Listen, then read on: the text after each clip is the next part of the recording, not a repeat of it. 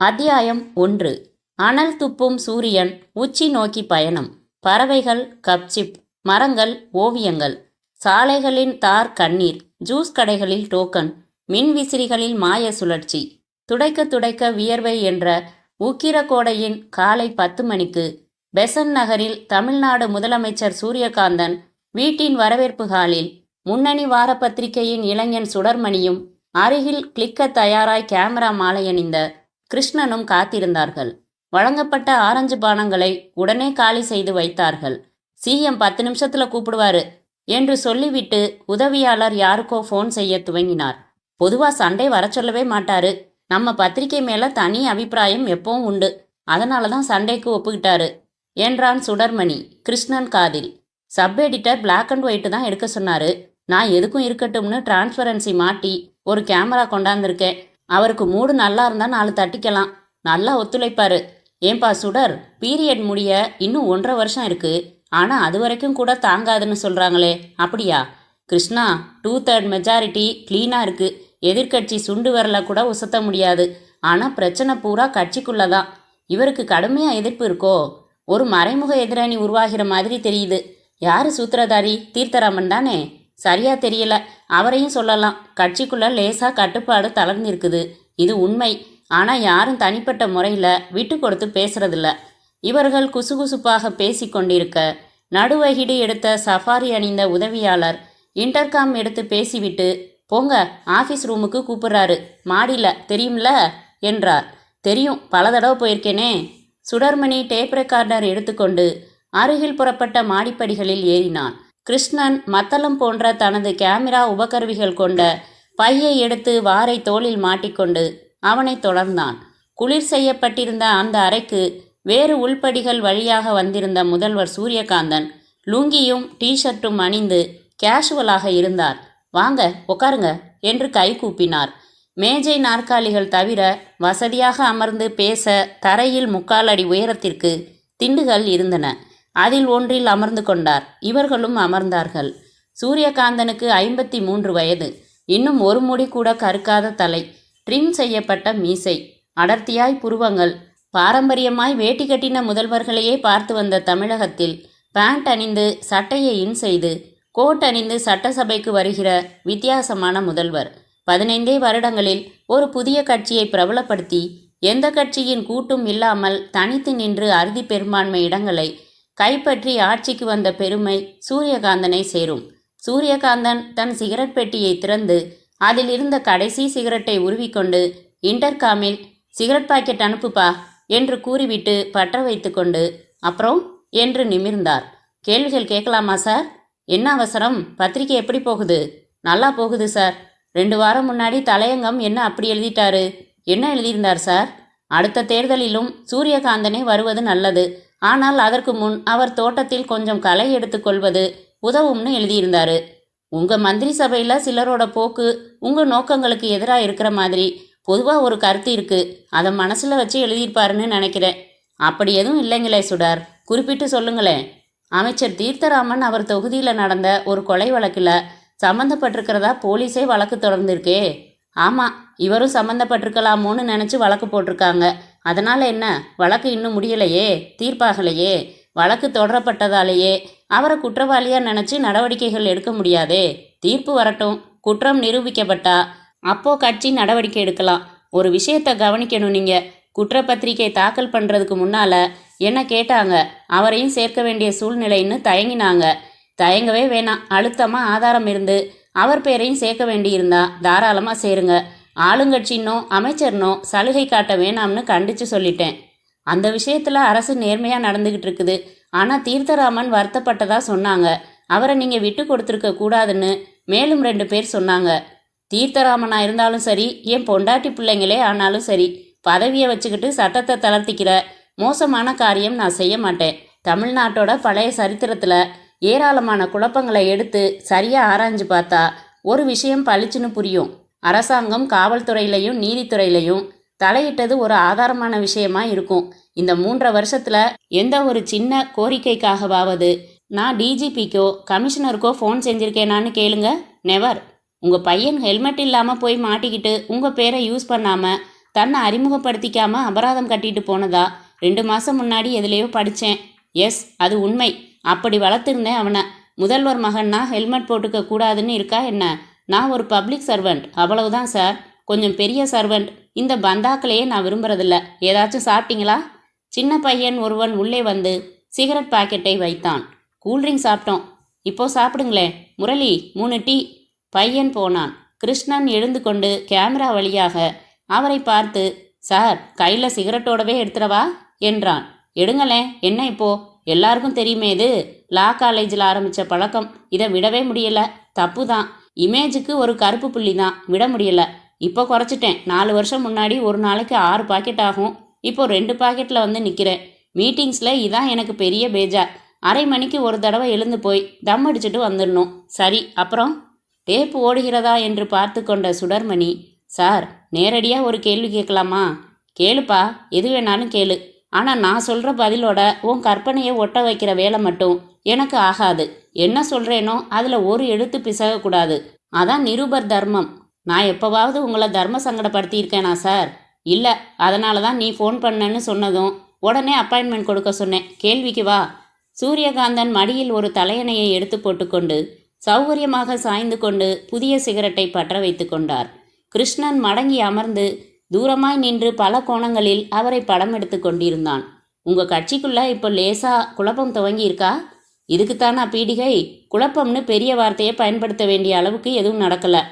போன வாரம் அமைச்சரவை கூட்டத்தில் தங்கதுரை உங்களை எதிர்த்து ஆவேசமாக பேசினாராமே. தங்கதுரை எப்பவும் ஆவேசமாக பேசக்கூடியவர் தான். காபி சாப்பிடலாமான்னு அவர் கேட்குறது கூட கோபமாக திட்டுற மாதிரி இருக்கும். எதுக்கு எதுவும் பேசலையே? பேசினதா காலை ஒளி பத்திரிக்கையில் வந்திருக்கே சார். பார்த்தேன். அது எதிர்க்கட்சியோட பத்திரிக்கை. அதில் அப்படித்தான் போடுவான். பொதுவாக அமைச்சரவை கூட்டங்கிறது ரகசியமானது. அங்கே பேசப்படுற விஷயங்களோ எடுக்கப்படுற முடிவுகளோ ஏன் மூலமாக மட்டுமே அவசியம் இருந்தால் மட்டுமே பத்திரிகைகளுக்கு தரப்படும். ஆனால் அதிகாரிகள் லெவலில் கொஞ்சம் லீக் ஆகிடுது. சின்ன விஷயம் கிடைச்சா கூட அதை அவங்கவுங்க இஷ்டத்துக்கு மாற்றி எழுதிக்கிறாங்க. சுடர்மணி தயங்கினான். என்ன முழுங்குறீங்க? சொல்லுங்க. நேற்று அமைச்சர் தங்கதுரை ஈவினிங் எனக்கு அப்பாயின்மெண்ட் கொடுத்துருந்தாரு. அப்போது சில கேள்விகள் கேட்டேன். ரொம்ப உணர்ச்சி வசப்பட்டு பதில் சொன்னார். அப்படியே எழுதலாமான்னு கேட்டேன். தாராளமாக எழுதுங்கன்னாரு. சூரியகாந்தன் புன்னகைத்தார். ஆனால் புன்னகைக்கு அடியில் லேசாக சீரியஸ் ஆனார். சும்மா சொல்லுங்க, என்ன சொன்னார்? தீர்த்தராமன் மேலே போலீஸ் வழக்கு தொடர அனுமதித்த வகையில் நீங்கள் கட்சியோட பேருக்கு களங்கம் சேர்த்துட்டதா சொன்னார். தீர்த்தராமனோட கட்சியையும் தான் தப்பாக பேசுவாங்கன்னாரு. தீர்ப்பு தான் இன்னும் வரலையே. தீர்ப்பு எதுவாக இருந்தாலும் வழக்கு தொடர அனுமதிச்சதே தப்புங்கிறது அவரோட வாதம். முதல்வர் இப்போ கொஞ்ச நாளாக எதேச்சாதிகார போக்கில் நடந்துக்கிறாரு. இது நீடிச்சா நல்லா இருக்காது. கட்சி கட்டுப்பாட்டுக்காக பொறுமையாக போகிறேன்னு சொன்னார். அப்படியே சொன்னாரா? ஆமாம் சார், டேப் செஞ்சேனே. அப்படியே ஒரு வார்த்தை மாறாமல் போடுங்கன்னு சொன்னார். ஆளுங்கட்சியில் இருந்துக்கிட்டே முதல்வரை எதிர்த்து இப்படி அறிக்கை விடுறீங்களே, உங்கள் அமைச்சர் பதவி பறி போயிடாதான்னு கேட்டேன்.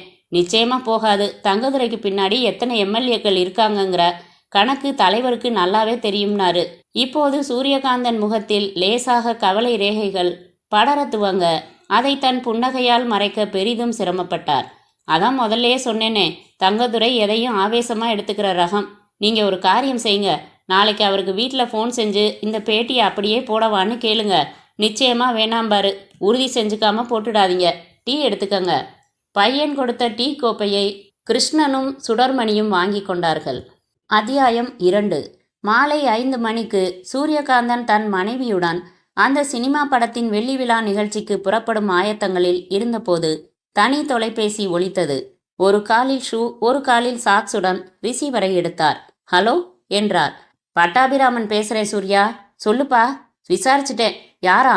கொஞ்சம் அதிர்ச்சியாக இருக்குப்பா தகவல். எதிர்பார்த்தது தான். மேல்மட்டமா? ரொம்ப ரொம்ப மேல்மட்டம். யாரு? மாண்புமிகு சிட்டி போலீஸ் கமிஷனர். பட்டாபி, விளையாடுறியா? எதில் விளையாடுவாங்க? அவரே தான். நேரில் போனாராமா? இல்லை, ஃபோனில். எழுத்து மூலமாக ஏதாவது உத்தரவு? இல்லை. அப்படி இல்லாதப்போ டெலிஃபோன்ஸில் எப்படி ஒத்துழைச்சாங்க? ஃபோனில் கேட்டுக்கிட்டாருன்னு தான் எனக்கு தகவல். சரி, விசாரிச்சுக்கிறேன். நாளைக்கு கோட்டைக்கு வா. சற்று தடுமாற்றத்துடன் ரிசீவரை வைத்தார். கமிஷனரா? கமிஷனரே வா. இன்டர்காம் தட்டி, மோகன், கமிஷனர் ஜனார்த்தனனை உடனே காண்டாக்ட் பண்ணுங்க. மியூசிக் அகாடமி நிகழ்ச்சிக்கு அவரை வர சொல்லுங்க. உடனே பார்க்கணும் நான்னு சொல்லுங்க என்றார். நான் ரெடி என்று வந்தால் மனைவி சுலோச்சனா. கொண்டை, கனகாம்பரம், பச்சை மைசூர் சில்க், முத்து மாலை, லிப்ஸ்டிக். ஏன் ஒரு மாதிரியா இருக்கீங்க? ஒண்ணுமில்ல. மற்றொரு காலிலும் யோசனையாக ஷூ மாட்டிக்கொண்டார். சென்ட் போட்டுக்கொண்டு புறப்பட்டார். வாசலில் குளிர் வசதி செய்த பெரிய காரில் இருவரும் ஏறிக்கொண்டிருந்த சமயத்தில் வந்தார் அமைச்சர் செபாஸ்டின் தன் காரில். இதுல ஏறுங்க, வழியில பேசிக்கலாம் என்றார் முதல்வர். பின் சீட்டில் முதல்வர் அருகில் அமர்ந்து கொண்டார் செபாஸ்டின். முன் சீட்டில் அந்தரங்க உதவியாளர்கள் 2 பேர்கள் ஏறிக்கொண்டதும் புறப்படலாம் என்றதும் காருக்கு முன்னால் சைரன் பொருத்தின போலீஸ் ஜீப் புறப்பட்டது. காருக்கு பின்னாலும் ஆயுதங்களுடன் மற்றொரு போலீஸ் ஜீப் தொடர்ந்தது. என்ன செபாஸ்டின் என்றார் சூரியகாந்தன் ரகசிய குரலில். தங்கதுரையை போய் பார்த்தேன் சார் என்றார் அவரும் சன்னமாகவே. சரி, நீங்க சொன்ன மாதிரி தான் பேட்டி கொடுத்திருக்கிறது உண்மைதான்னு ஒப்புக்கிட்டாரு. பேட்டியை வெளியிட வேணாம்னு சொல்லி டேப்பை வாங்கிக்கணும்னா கொஞ்சம் அவருக்கு முக்கியத்துவம் தந்து அனுசரிச்சுக்கணுமா? நீங்க என்ன செய்யணுமா? எம்பிபிஎஸ் செலக்ஷன் லிஸ்ட் பொறுப்பு முழுக்க அவர்கிட்ட விட்டுடணுமா? அப்புறம் அவரை துணை முதல்வராக அறிவிக்கணுமா? இதென்ன புது கதையா இருக்கு? அதாவது கட்சியில் எனக்கடுத்து தங்கதுரை தான் தலைவர்னு மறைமுகமாக எல்லாருக்கும் தெரியப்படுத்துகிற மாதிரி. செபாஸ்டின், என்ன ஆச்சு அவருக்கு? இது சொந்த பிரச்சனைன்னு நினச்சாரா? கட்சிங்கிறது நான் மட்டும்தானா? கட்சி தலைமையை ஜனநாயக ரீதியாக அடிப்படை உறுப்பினர்கள் அத்தனை பேரும் ஓட்டு போட்டு தேர்வு செய்கிறாங்க. இவருக்கு கட்சி தலைவராகணும், அடுத்த பீரியடுக்கு முதல்வராகணும்னு ஆசை இருந்தா கட்சிக்குள்ள செல்வாக்க வளர்த்துக்கிட்டு முறையா உள்கட்சி தேர்தலில் ஜெயிச்சு வரட்டும். யார் வேணாங்கிறா? அதை விட்டுட்டு இதென்ன மிரட்டல் மாதிரி? கிட்டத்தட்ட மிரட்டல் மாதிரி தான் பேசுறாரு. என்ன தைரியத்தில் இப்படியெல்லாம் பேசுறாரு? சார், 24 அமைச்சர்களில் 9 பேர் அவர் சப்போர்ட்டர்களாம். என்னோட வாங்கன்னு இவர் ஒரு வார்த்தை சொன்னா 60க்கு மேற்பட்ட எம்எல்ஏஸ் இவரோட வர தயாரா இருக்காங்களாம். எதிர்கட்சிகளோட சேர்ந்துக்கிட்டு நம்பிக்கையில்லா தீர்மானம் கொண்டாந்து 2 நாளில் உங்களை ஆட்சியை விட்டு இறக்கிடுவாராம். அவ்வளோ தூரம் திமிர் ஏறி கிடக்க அந்த ஆளுக்கு. ஆமாம் சார், தங்கதுரை மேலே நம்ம சிபிஐ கேஸ் ஒன்று ரொம்ப வருஷமாக விசாரணைக்கே வராமல் அப்படியே கிடப்பில் கிடக்குதுங்க செபாஸ்டின். அதை தூசி தட்டி விட சொன்னால் மனுஷன் அரண்டுடுவான். சிபிஐ கேஸா? ஆமாம், 81ல் தங்கதுரையை வெளிதேசத்தோட உளவாளியாக இருக்கலாம்னு சில காரணங்களால் சந்தேகப்பட்டு கேஸ் போட்டாங்க. அப்போ தான் நம்ம கட்சியில் சேர்ந்தாரு. இது பொய் கேஸ் ஆனாலும் பேர் கெட்டு போயிடும்னு என்கிட்ட கெஞ்சி கூத்தாடினதுனால நான் மேல்மட்டத்தில் பேசி அதை ஆஃப் பண்ணி வச்சேன். அதுலேருந்து சென்ட்ரல் கவர்மெண்ட்டை தாக்கி பேசுகிறத நிறுத்தினாரு. இப்போ தீட்டின மரத்திலேயே பதம் பார்க்குற வேலையை ஆரம்பிச்சிருக்காரு. இப்போ என்ன செய்யலாங்க சார்? தங்கதுரையை ஒரு தடவை உங்களை சந்திக்க சொல்லட்டுமா? இவ்வளவு தூரம் அவர் பேசுகிறப்போ அவரை சந்திக்கவோ பேசவோ எனக்கு இஷ்டம் இல்லைங்க செபாஸ்டின். அப்போது அவர் விதிச்சிருக்கிற நிபந்தனை? அதை தூக்கி சாக்கடையில் போடுங்க. துணை முதல்வரா தகுதியை யோசிச்சுட்டு எதுக்கும் ஆசைப்படணும். MBBS selection பண்ணுறாராம். இருக்கிற கோடிகள் பத்தாதில்ல. நான் பதவி ஏற்றதுலேருந்து இந்த நிமிஷம் வரைக்கும் லஞ்சம் ஊழல் இல்லாமல் திறமையாக நிர்வகிச்சுக்கிட்டு இருக்கிறது பிடிக்கல இவருக்கு. சுரண்டணும் மக்களை, ஸ்விஸ் பேங்க்கில் பணத்தை ரொப்பணும். நேர்மையான கவர்மெண்ட்டில் அதுக்கு வாய்ப்பில்லையே. அதனால் ஒன்று என் மனசை மாற்றணும், அது பல தடவை முயற்சி செஞ்சு தோத்துட்டாரு. இல்லைன்னா என் ஆட்சியையே மாற்றணும், அதுக்கு தான் இப்போ முயற்சி ஆரம்பிச்சிருக்காரு. இந்த சலசலப்புக்கு பயந்தா எதுவும் செய்ய முடியாது. செபாஸ்டின், விடுங்க, அவரை மறுபடி நீங்கள் பார்க்க வேண்டியதில்லை. அப்போது அந்த அவரோட பேட்டி அது பத்திரிக்கையில் வராது. எப்படி? பாருங்களேன், வராது என்று புன்னகைத்தார் சூரியகாந்தன். மியூசிக் அகாடமி வாசலில் கார் நுழைந்ததும் காத்திருந்த பேண்டு வாத்தியங்கள் முழங்கின. வெடிகள் கொளுத்தப்பட்டன. இறங்கினார்கள். செபாஸ்டின் பின்னாலேயே வர சொல்லியிருந்த தனது காரில் ஏறிக்கொண்டு புறப்பட்டு போனார். சினிமா தயாரிப்பாளர் யானையை விட்டு சூரியகாந்தனுக்கு மாலை அணிவிக்க ஏற்பாடு செய்திருந்தார். மற்றொரு மாலையை முதல்வர் மனைவியின் கையில் கொடுத்தார். மேடைக்கு மரியாதையாக அழைத்து சென்றார். மேடையில் அனைவரும் எழுந்து நின்று கொண்டார்கள். முதல்வரும் அவர் மனைவியும் உயரமான தனி ஆசனங்களில் அமர்ந்தார்கள். சூரியகாந்தன் சைடில் திரும்பி புன்னகைத்து கை குவித்த ரஜினிகாந்துக்கு பதில் வணக்கம் சொன்னார். உதவியாளர்கள் பின் வரிசையில் வந்து நின்று கொண்டார்கள். சூரியகாந்தன் தயாரிப்பாளரை அருகில் அழைத்தார். போலீஸ் கமிஷனர் ஜனார்த்தனன் இங்கே வருவார். எனக்கு பக்கத்தில் அவருக்கு ஒரு நாற்காலி ஏற்பாடு செஞ்சிடுங்க. வினாடிகளில் உத்தரவு அமலானது. பிஏ பக்கம் திரும்பி, கமிஷனர் வந்தால் நேராக மேடைக்கு அழைச்சிட்டு வந்து ஏன் பக்கத்தில் உட்கார வைக்கணும் என்றார். தலையசைத்தார்கள். நீராறும் கடலுடுத்த நிலமங்கையை துதித்து விழா துவங்கியது. வரவேற்புரையில், இந்த விழாவில் கலந்து கொள்ள வந்து கொண்டிருக்கும் கமிஷனர் அவர்களையும் வரவேற்கிறோம் என்றார்கள்.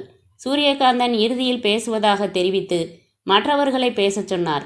10 நிமிடத்தில் கமிஷனர் ஜனார்த்தனன் மிடுக்காய் வந்து வணங்கிவிட்டு அருகாமை ஆசனத்தில் அமர்ந்தார். சௌக்கியமா இருக்கீங்களா என்றார் சூரியகாந்தன் அவர் பக்கம் சாய்ந்து மெதுவாக. நல்லா இருக்கேன் சார்.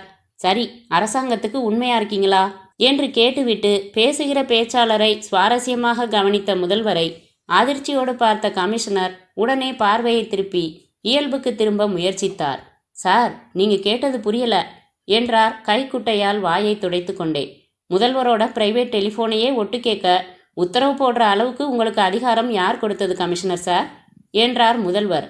பார்வையாளர்களின் பார்வையில் இருவரும் இந்த நிகழ்ச்சி பற்றியும் பேசுகிறவர் சொல்கிற கருத்து பற்றியும் பேசிக்கொள்வது போல தெரிந்தாலும் கமிஷனர் தன் முகத்தின் உணர்வுகளை மாற்றிக்கொள்ள பெரிதும் பிரயத்தனப்பட்டார். சார், நானா? இல்லை, என்னால் நிரூபிக்க முடியும் சார்.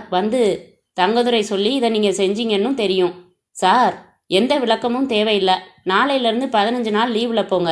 அண்டர்ஸ்டாண்ட்? எஸ் சார், நீங்கள் போகலாம்.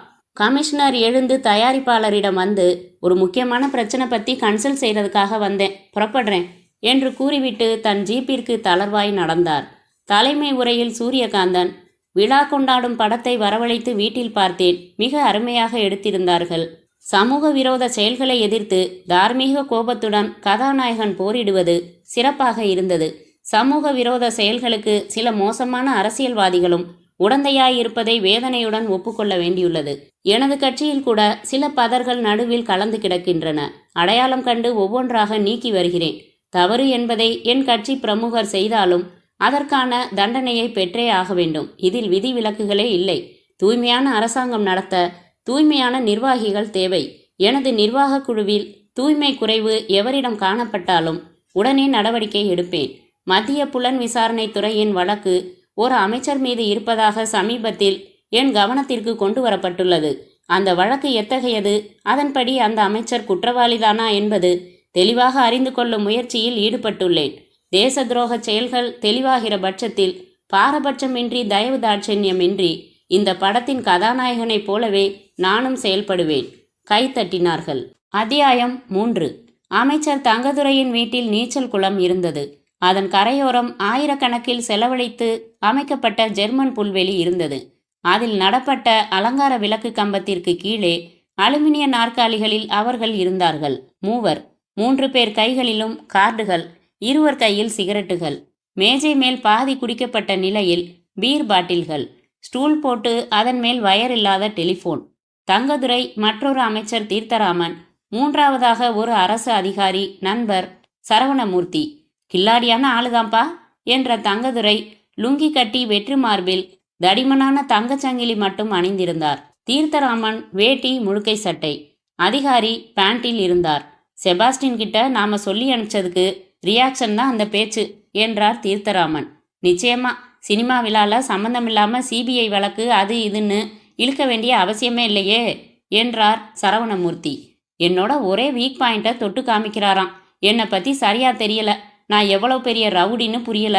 வீம்புன்னு இறங்கிட்டா முதல்வராவது பிரதமராவது மயிரே போச்சுன்னு இறங்கி பார்த்துருவேன் நான்.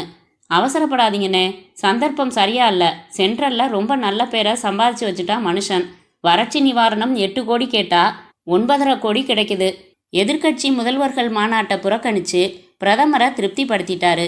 வர எலெக்ஷனில் அவசியப்பட்டா இணைஞ்சு நின்று மற்ற கட்சிகளை எதிர்க்கலாம்னு மாநில தலைவர் பேசுகிற அளவுக்கு குழையடிக்கிறாரு இவர். சூரியகாந்தன் லேசுப்பட்ட ஆள் இல்லை. ஊழல் செய்யலையே ஒழிய எத்தன் வேண்டியவங்கள உயரத்தில் வைக்கிறதும் வேண்டாதவங்கள காலுக்கு கீழே சப்பையாக நசுக்கிறதும் கை வந்த கலை அவருக்கு என்றார் தீர்த்தராமன். அதனால் நேரடியாக மோதுறது சரியா இல்லைன்னு தான் படுது.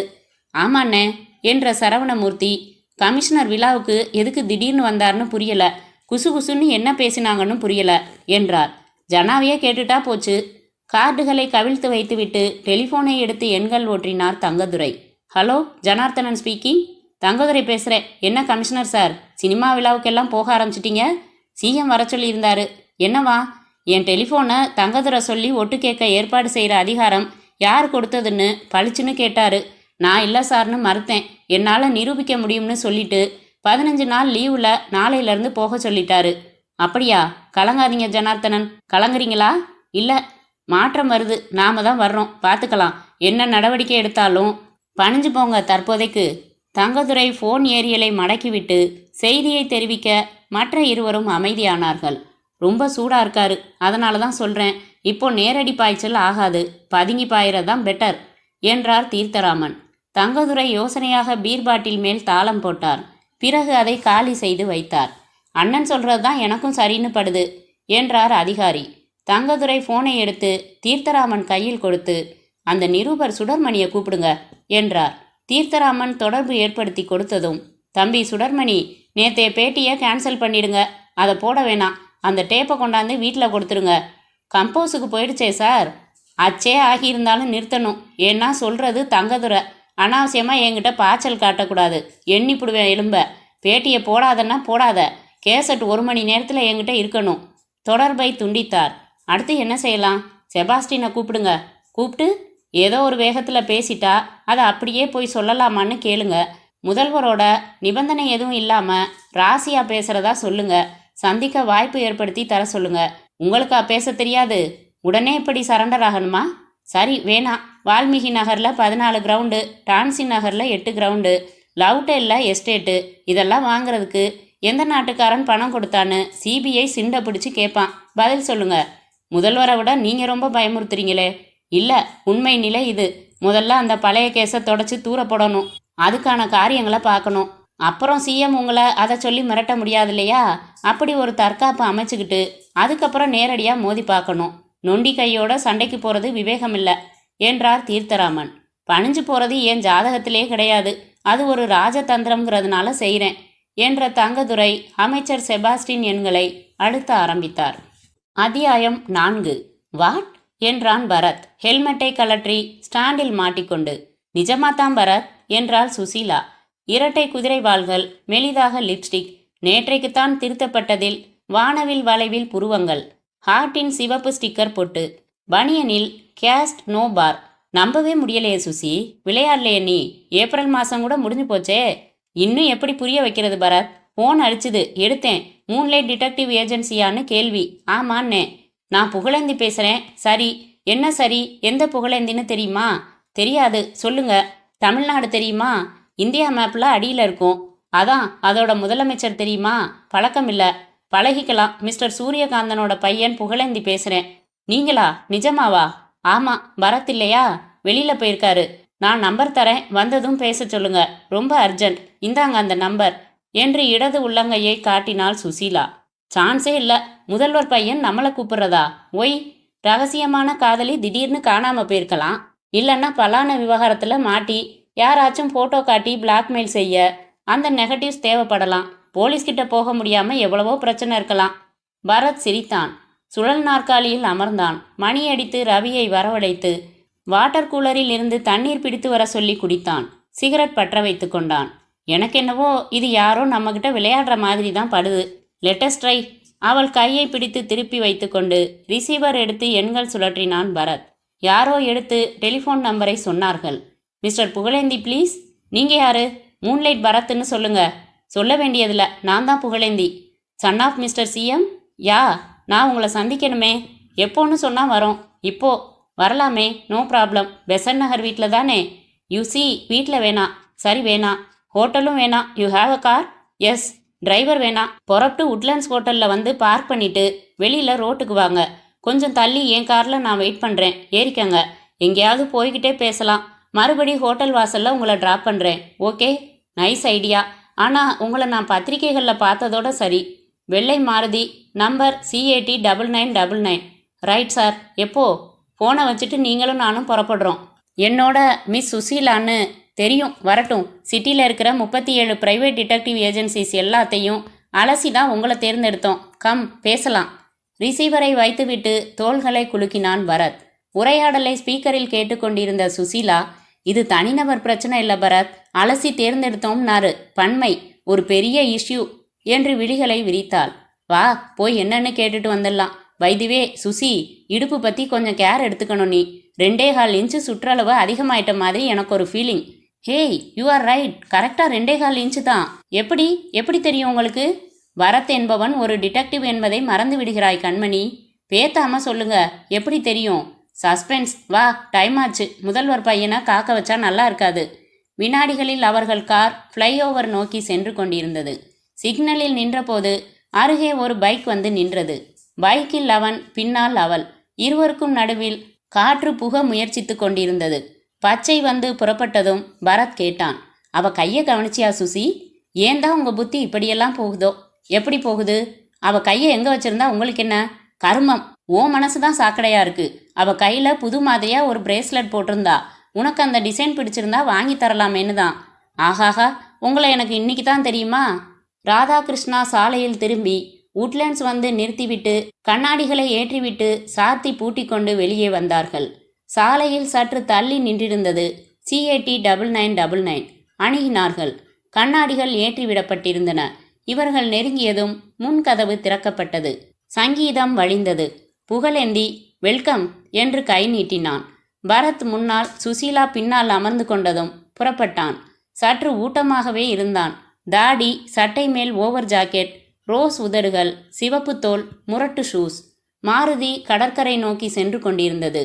நான் எதுக்காக உங்களை வர சொன்னேன்னு உங்களுக்கு ஆச்சரியமா இருக்குதுல்ல என்றான். இசையை கை நீட்டி நிறுத்தினான். சைடில் திரும்பி பரத் முகத்தை பார்க்காமல் சாலையை பார்த்து கொண்டே பேசினான். WS என்றான் பரத். விஷயங்களை சொல்றதுக்கு முன்னாடி ஒரே ஒரு கேள்வி. எத்தனை தூரம் நீங்கள் உங்கள் கஸ்டமர்ஸ் ரகசியங்களை காப்பாற்றுவீங்க? 100%. Very good. ஒரு உதவி செய்யணும். நீங்கள் என்ன? சிங்கப்பூர், மலேசியா, ஹாங்காங் இந்த 3 நாடுகளுக்கும் ஒரு 15 நாள் டூர் போயிட்டு வரணும். Are you kidding sir? இல்லை, கிண்டல் இல்லை, சீரியஸ். போக வர விமான செலவு, தங்குற செலவு, மற்ற செலவு எல்லாம் எங்களோடது. ப்ளஸ் உங்களுக்கு தேவையான ஃபீஸை கிளைம் பண்ணிக்கலாம். பேரமே இல்லாமல் பிளாங்க் செக்கு தரோம். நாங்கன்னா யாரு? நாங்கன்னா கட்சி, எங்கள் கட்சி. புரியலை, சுத்தமாக ஒரு எழுத்து புரியலை. இந்த டூரில் நீங்கள் ஒரு ஆசாமியை கண்காணிக்கணும். அவன் யார் யாரை சந்திக்கிறான், என்ன பேசுகிறான், எட்ஸெட்ரா சேகரிக்கணும். இப்போ புரியுதா? நபர் யாரு? அமைச்சர் தங்கதுரை. வாவ், எனக்கு இன்னும் இது கனவு சீன் மாதிரி தான் இருக்குது. இன்னும் என்ன புரியணும்? தங்கதுரை இன்னும் 5 நாளில் புறப்படுறாரு. 15 நாள் டூர். நீங்கள் எஸ்ன்னு சொன்னதும் அவர் போகிற அதே விமானத்தில் டிக்கெட்ஸ் ஏற்பாடு செய்கிறேன். அவர் தங்க போகிற அதே ஹோட்டல்களில் ரூம்ஸ் ஏற்பாடு செய்கிறேன். நீங்கள் செய்ய வேண்டியது அவரை கண்காணிக்கிறது.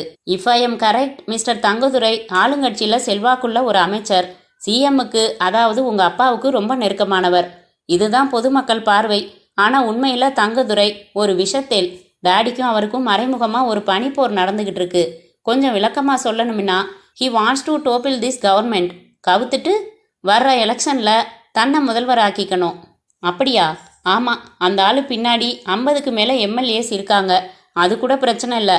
மேல்மட்ட அதிகாரிகளில் 3/4 அந்த ஆள் சப்போர்ட்டு. காவல்துறை இப்போ அவன் கைக்குள்ள. டாடியோட பிரைவேட் ஃபோனையே ஒட்டு கேட்குறாங்க. இதெல்லாம் வெளியில் வராத விஷயங்கள். போன வாரத்தில் காவல்துறை உயர் அதிகாரிகள் செட்டப் பூராவும் பதவி மாற்றம் செஞ்சார் அப்பா. அதோட காரணம் இதான். தங்கதுரை பெரிய பள்ளமாக தோண்டிக்கிட்டு இருக்கான். ஏன் அப்படி? முக்கிய அமைச்சராக தானே இருக்காரு. இருக்கார், என்ன பிரயோஜனம்? எங்கள் அப்பா யாரையும் சம்பாதிக்க விட மாட்டேங்கிறாரே.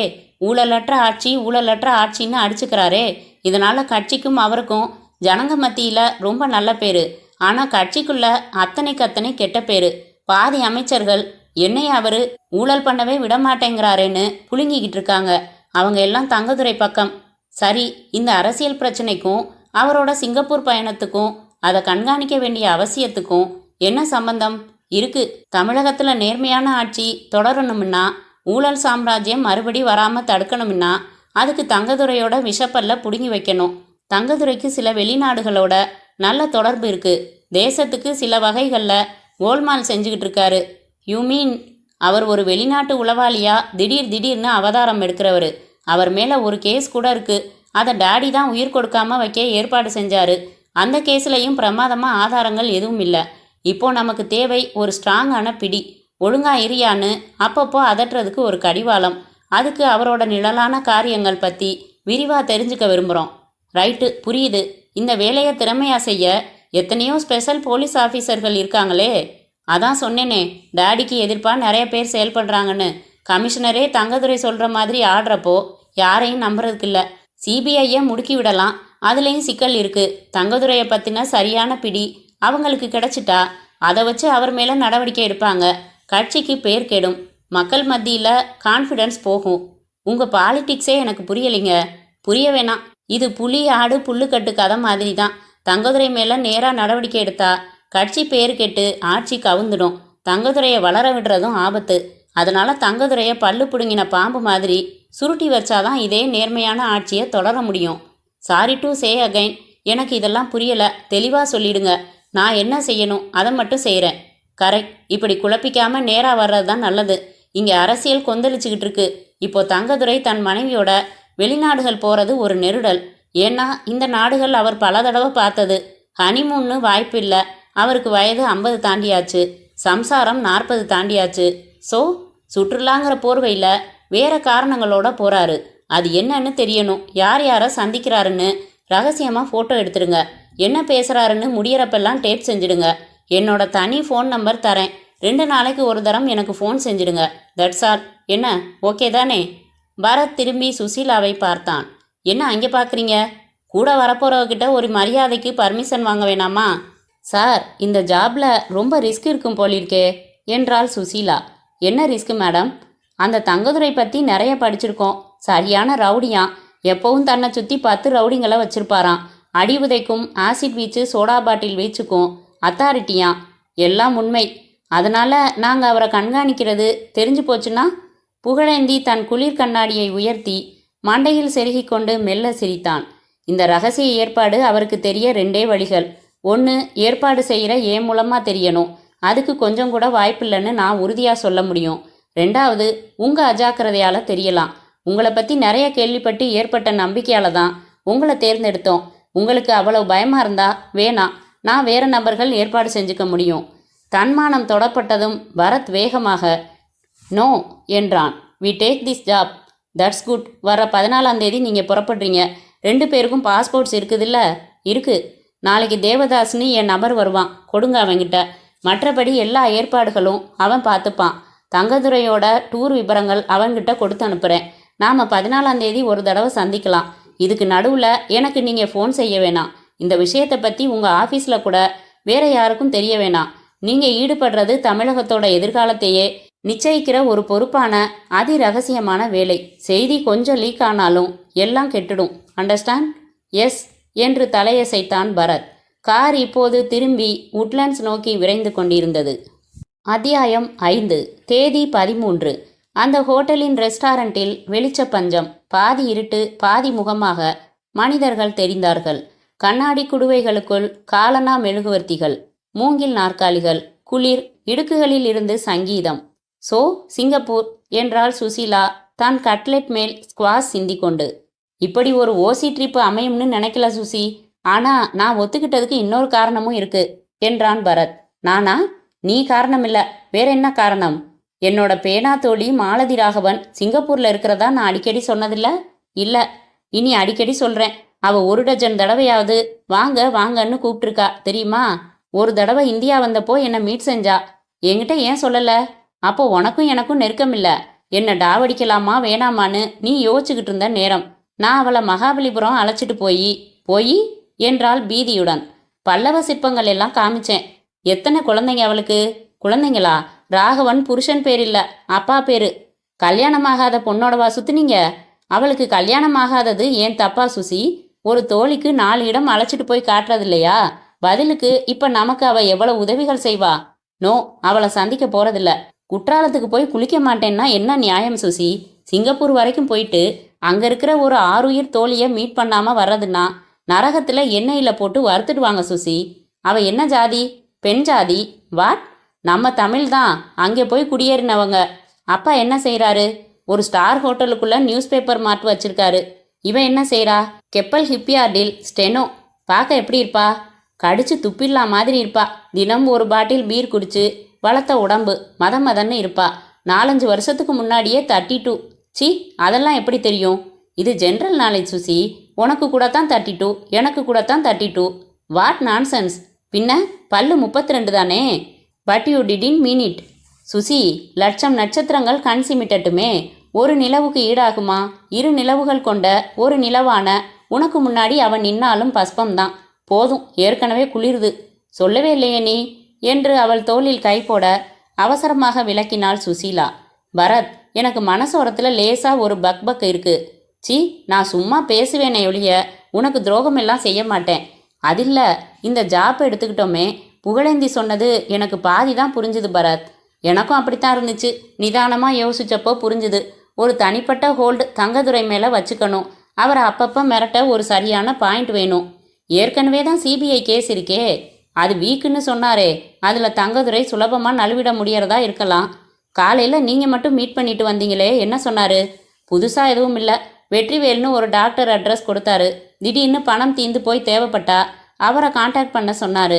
நாம் வந்திருக்கிற நோக்கத்தை சொல்லக்கூடாதுன்னாரு. தங்கதுரையை கண்காணிக்கிறது தான் உண்மையில் நமக்கு வேலையா? ஆமாம். உனக்கு அதில் என்ன சந்தேகம்? என்னமோ ஒரு சந்தேகம், தெளிவாக சொல்ல தெரியல. எல்லாம் பேக் பண்ணிட்டியா? நான் சொன்ன எக்யூப்மெண்ட்ஸ் பூரா வச்சிட்டியா? ஓஎஸ். இன்னும் 15 நிமிஷத்தில் ஃப்ளைட்டுனாலும் நான் புறப்பட தயார். எனக்கு இந்த நிமிஷமே சிங்கப்பூரில் இருக்கக்கூடாதான்னு இருக்குது. கடமையில் அவ்வளவு சுவாரஸ்யமா?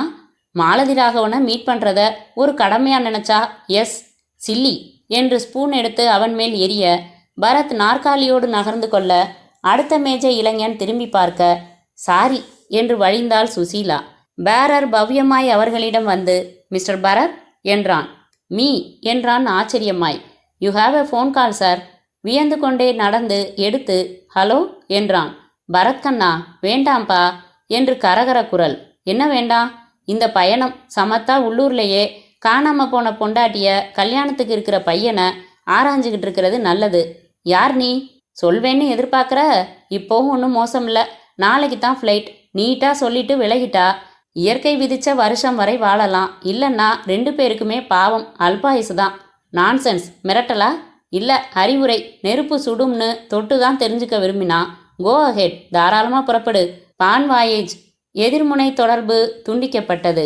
பரத் அவசரமாக ஹோட்டலின் வெளியே வந்து அருகில் எங்காவது பப்ளிக் பூத் இருக்கிறதா என்று பார்த்தான். இல்லை. மறுபடி மேஜைக்கு வந்து அமர்ந்தான். யார் பரத்? இங்கே இருக்கிறது எப்படி தெரியும்? மை காட், நம்மளை ஃபாலோ பண்ணியிருக்கான். யாரு? அப்போ எல்லாம் தெரிஞ்சு போச்சா? அப்படிதான் தெரியுது. பின்ன சவால் வர்றப்ப தான் த்ரில். சுசி, என்னை சீண்டி விட்டுட்டா இன்னும் 2 மடங்கு தீவிரமாக இறங்குவேனையொழிய பதுங்க மாட்டேன். அது புரியாமல் சீண்டிட்டாங்க. பார்த்துடலாம் வா, என்ன ஆனாலும் சரி என்றான் பரத் உறுதியான குரலில். அத்தியாயம் 6. சிங்கப்பூர் ஏர்லைன்ஸுக்கு சொந்தமான அந்த ஜம்போ ஜெட் விமானம் புறப்பட தயாராய் நின்றது. கழுத்தில் விழுந்த 7-8 மாலைகளையும் அள்ளி டிரைவரிடம் கொடுத்துவிட்டு அப்போ புறப்படுறேன் என்று பொதுவாக சுற்றி நின்ற எல்லோருக்கும் கை கூப்பினார் தங்கதுரை. தங்கதுரை கருநீல சூட்டில் இருந்தார். அவர் மனைவி வசுந்தரா பட்டு சேலையில் இருந்தார். கழுத்தில் முன்கூட்டியே டிக்ளேர் செய்யப்பட்ட 10 பவுன் சங்கிலியும் வைர கம்மல்களும் ஜுவலித்தன. மலாய் ஹோஸ்டஸ் பட்டையாய் சிரித்தாள். ராஜீவ்காந்தி மாதிரி படி உச்சியில் திரும்பி விமான நிலைய கட்டிடத்தில் இன்னும் தன்னை பார்த்து கொண்டிருப்பார்கள் என்ற எதிர்பார்ப்பில் கையசைத்துவிட்டு உள்ளே வந்தார் தங்கதுரை. J7, J8 சீட்டுகளில் அமரும் முன் கேரியரில் தன் பிரீஃப்கேஸை செருகினார்.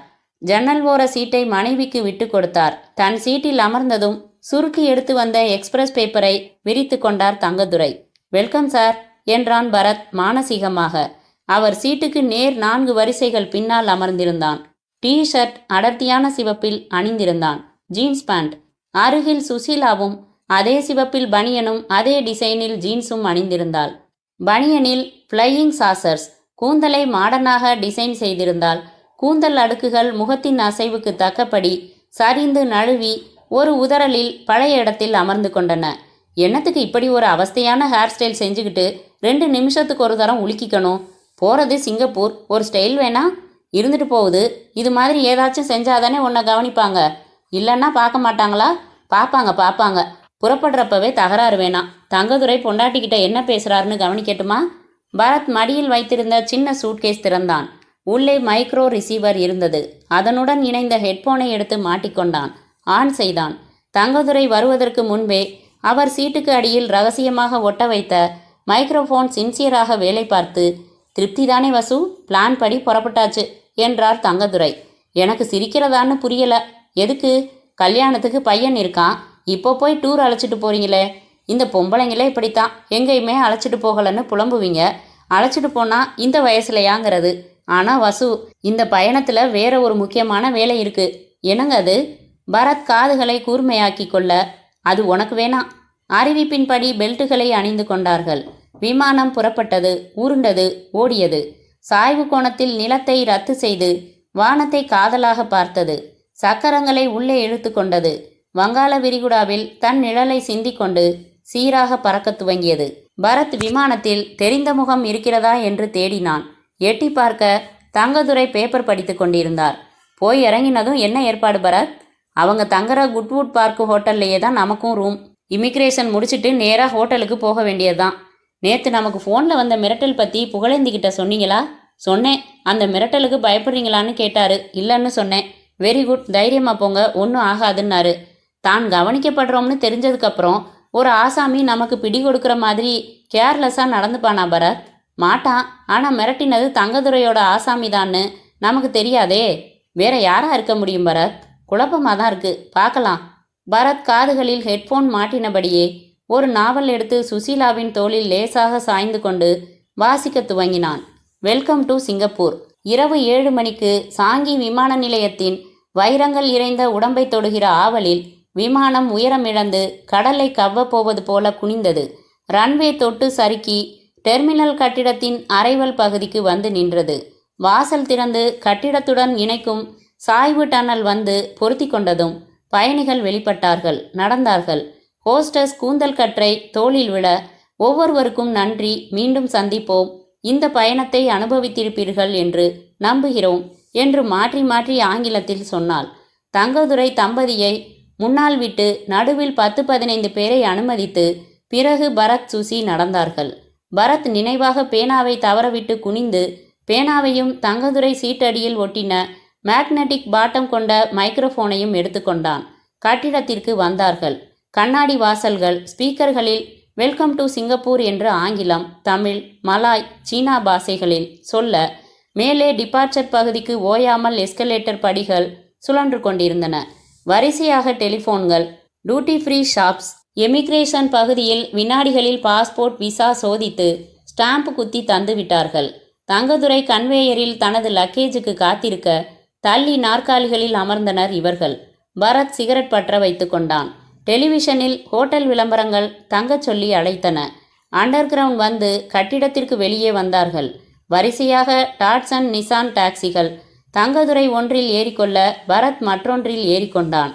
சீன டிரைவர் புன்னகைத்து தன் பாஷையில் விசாரித்தான்.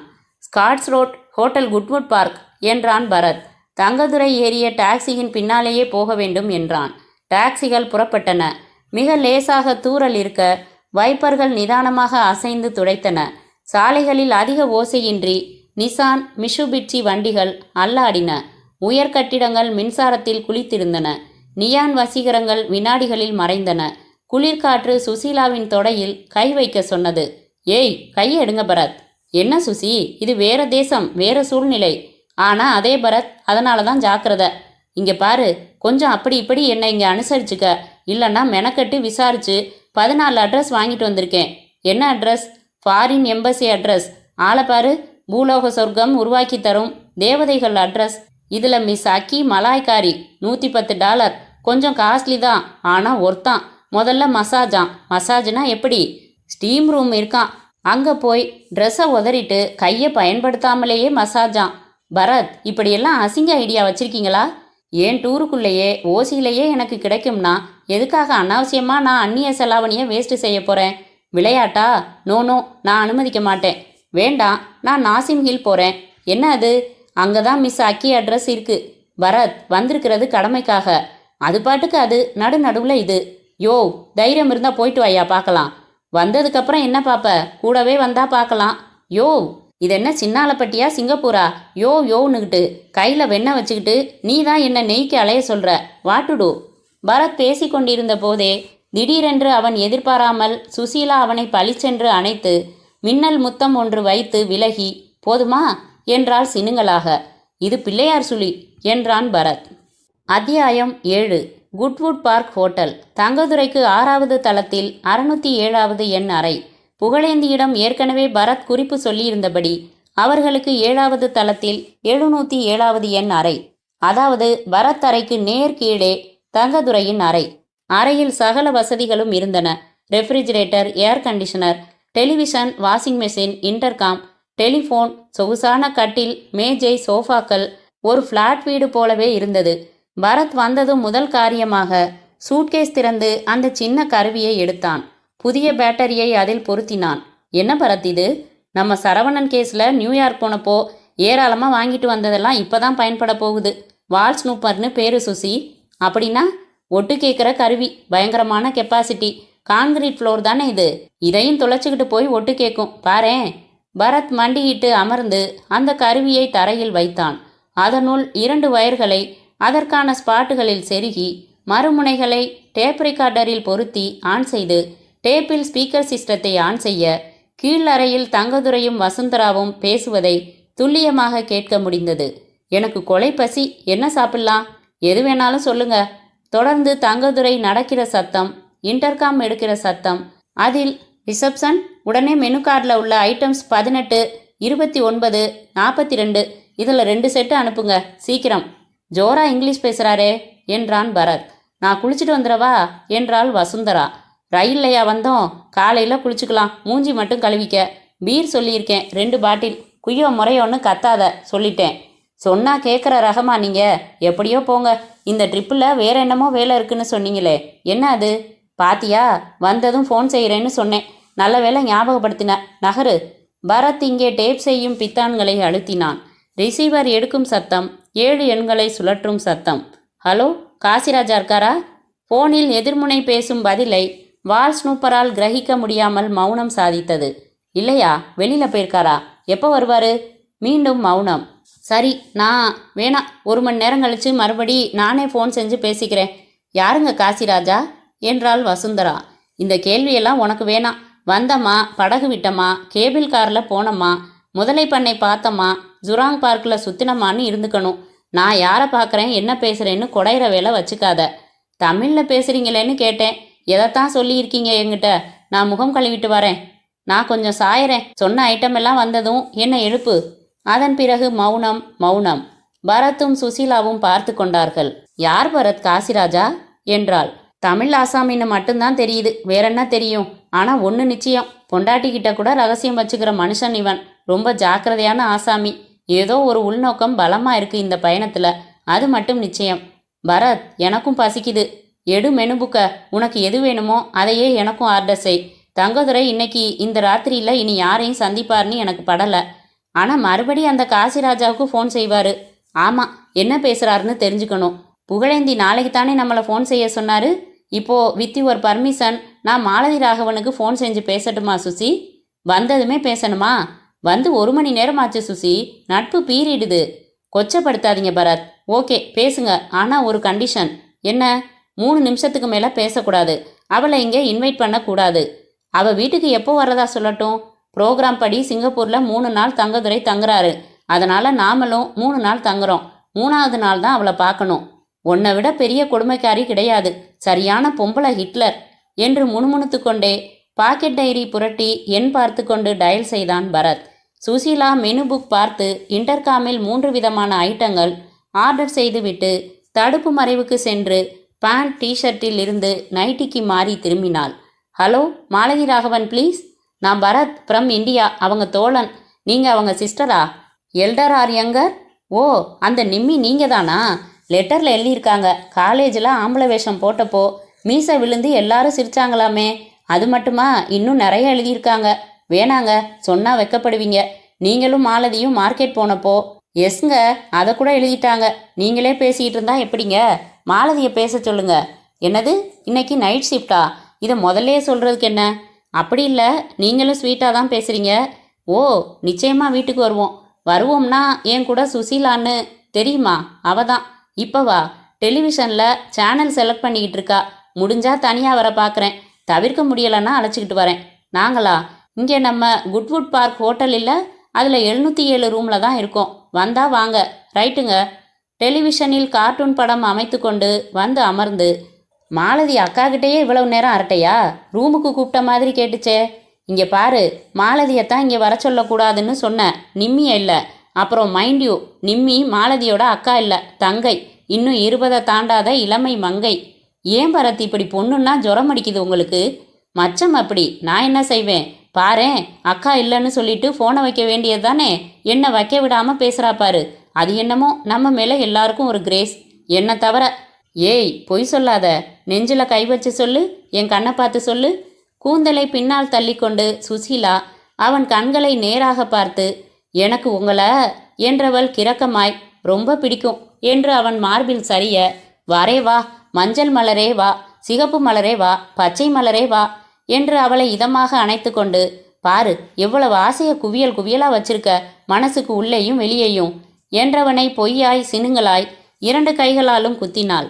அறையின் அழைப்பு மணி ஒலிக்க, போச்சுடா, உனக்கு மூடு வர்றது சட்டசபையில் அமைதியாக விவாதம் நடக்கிற மாதிரி என்னைக்காவது தான், அப்பவும் டான்னு இடைஞ்சல் வந்துருமே. சுசீலா எழுந்து கொண்டு எஸ் கம் என்றதும் சக்கர மேஜையை தள்ளி கொண்டு உள்ளே வந்தான் ஹோட்டலின் சீருடை ஆசாமி. அவன் நல்ல மாலைக்கு வாழ்த்திவிட்டு சென்றதும் சாப்பிட்டார்கள்.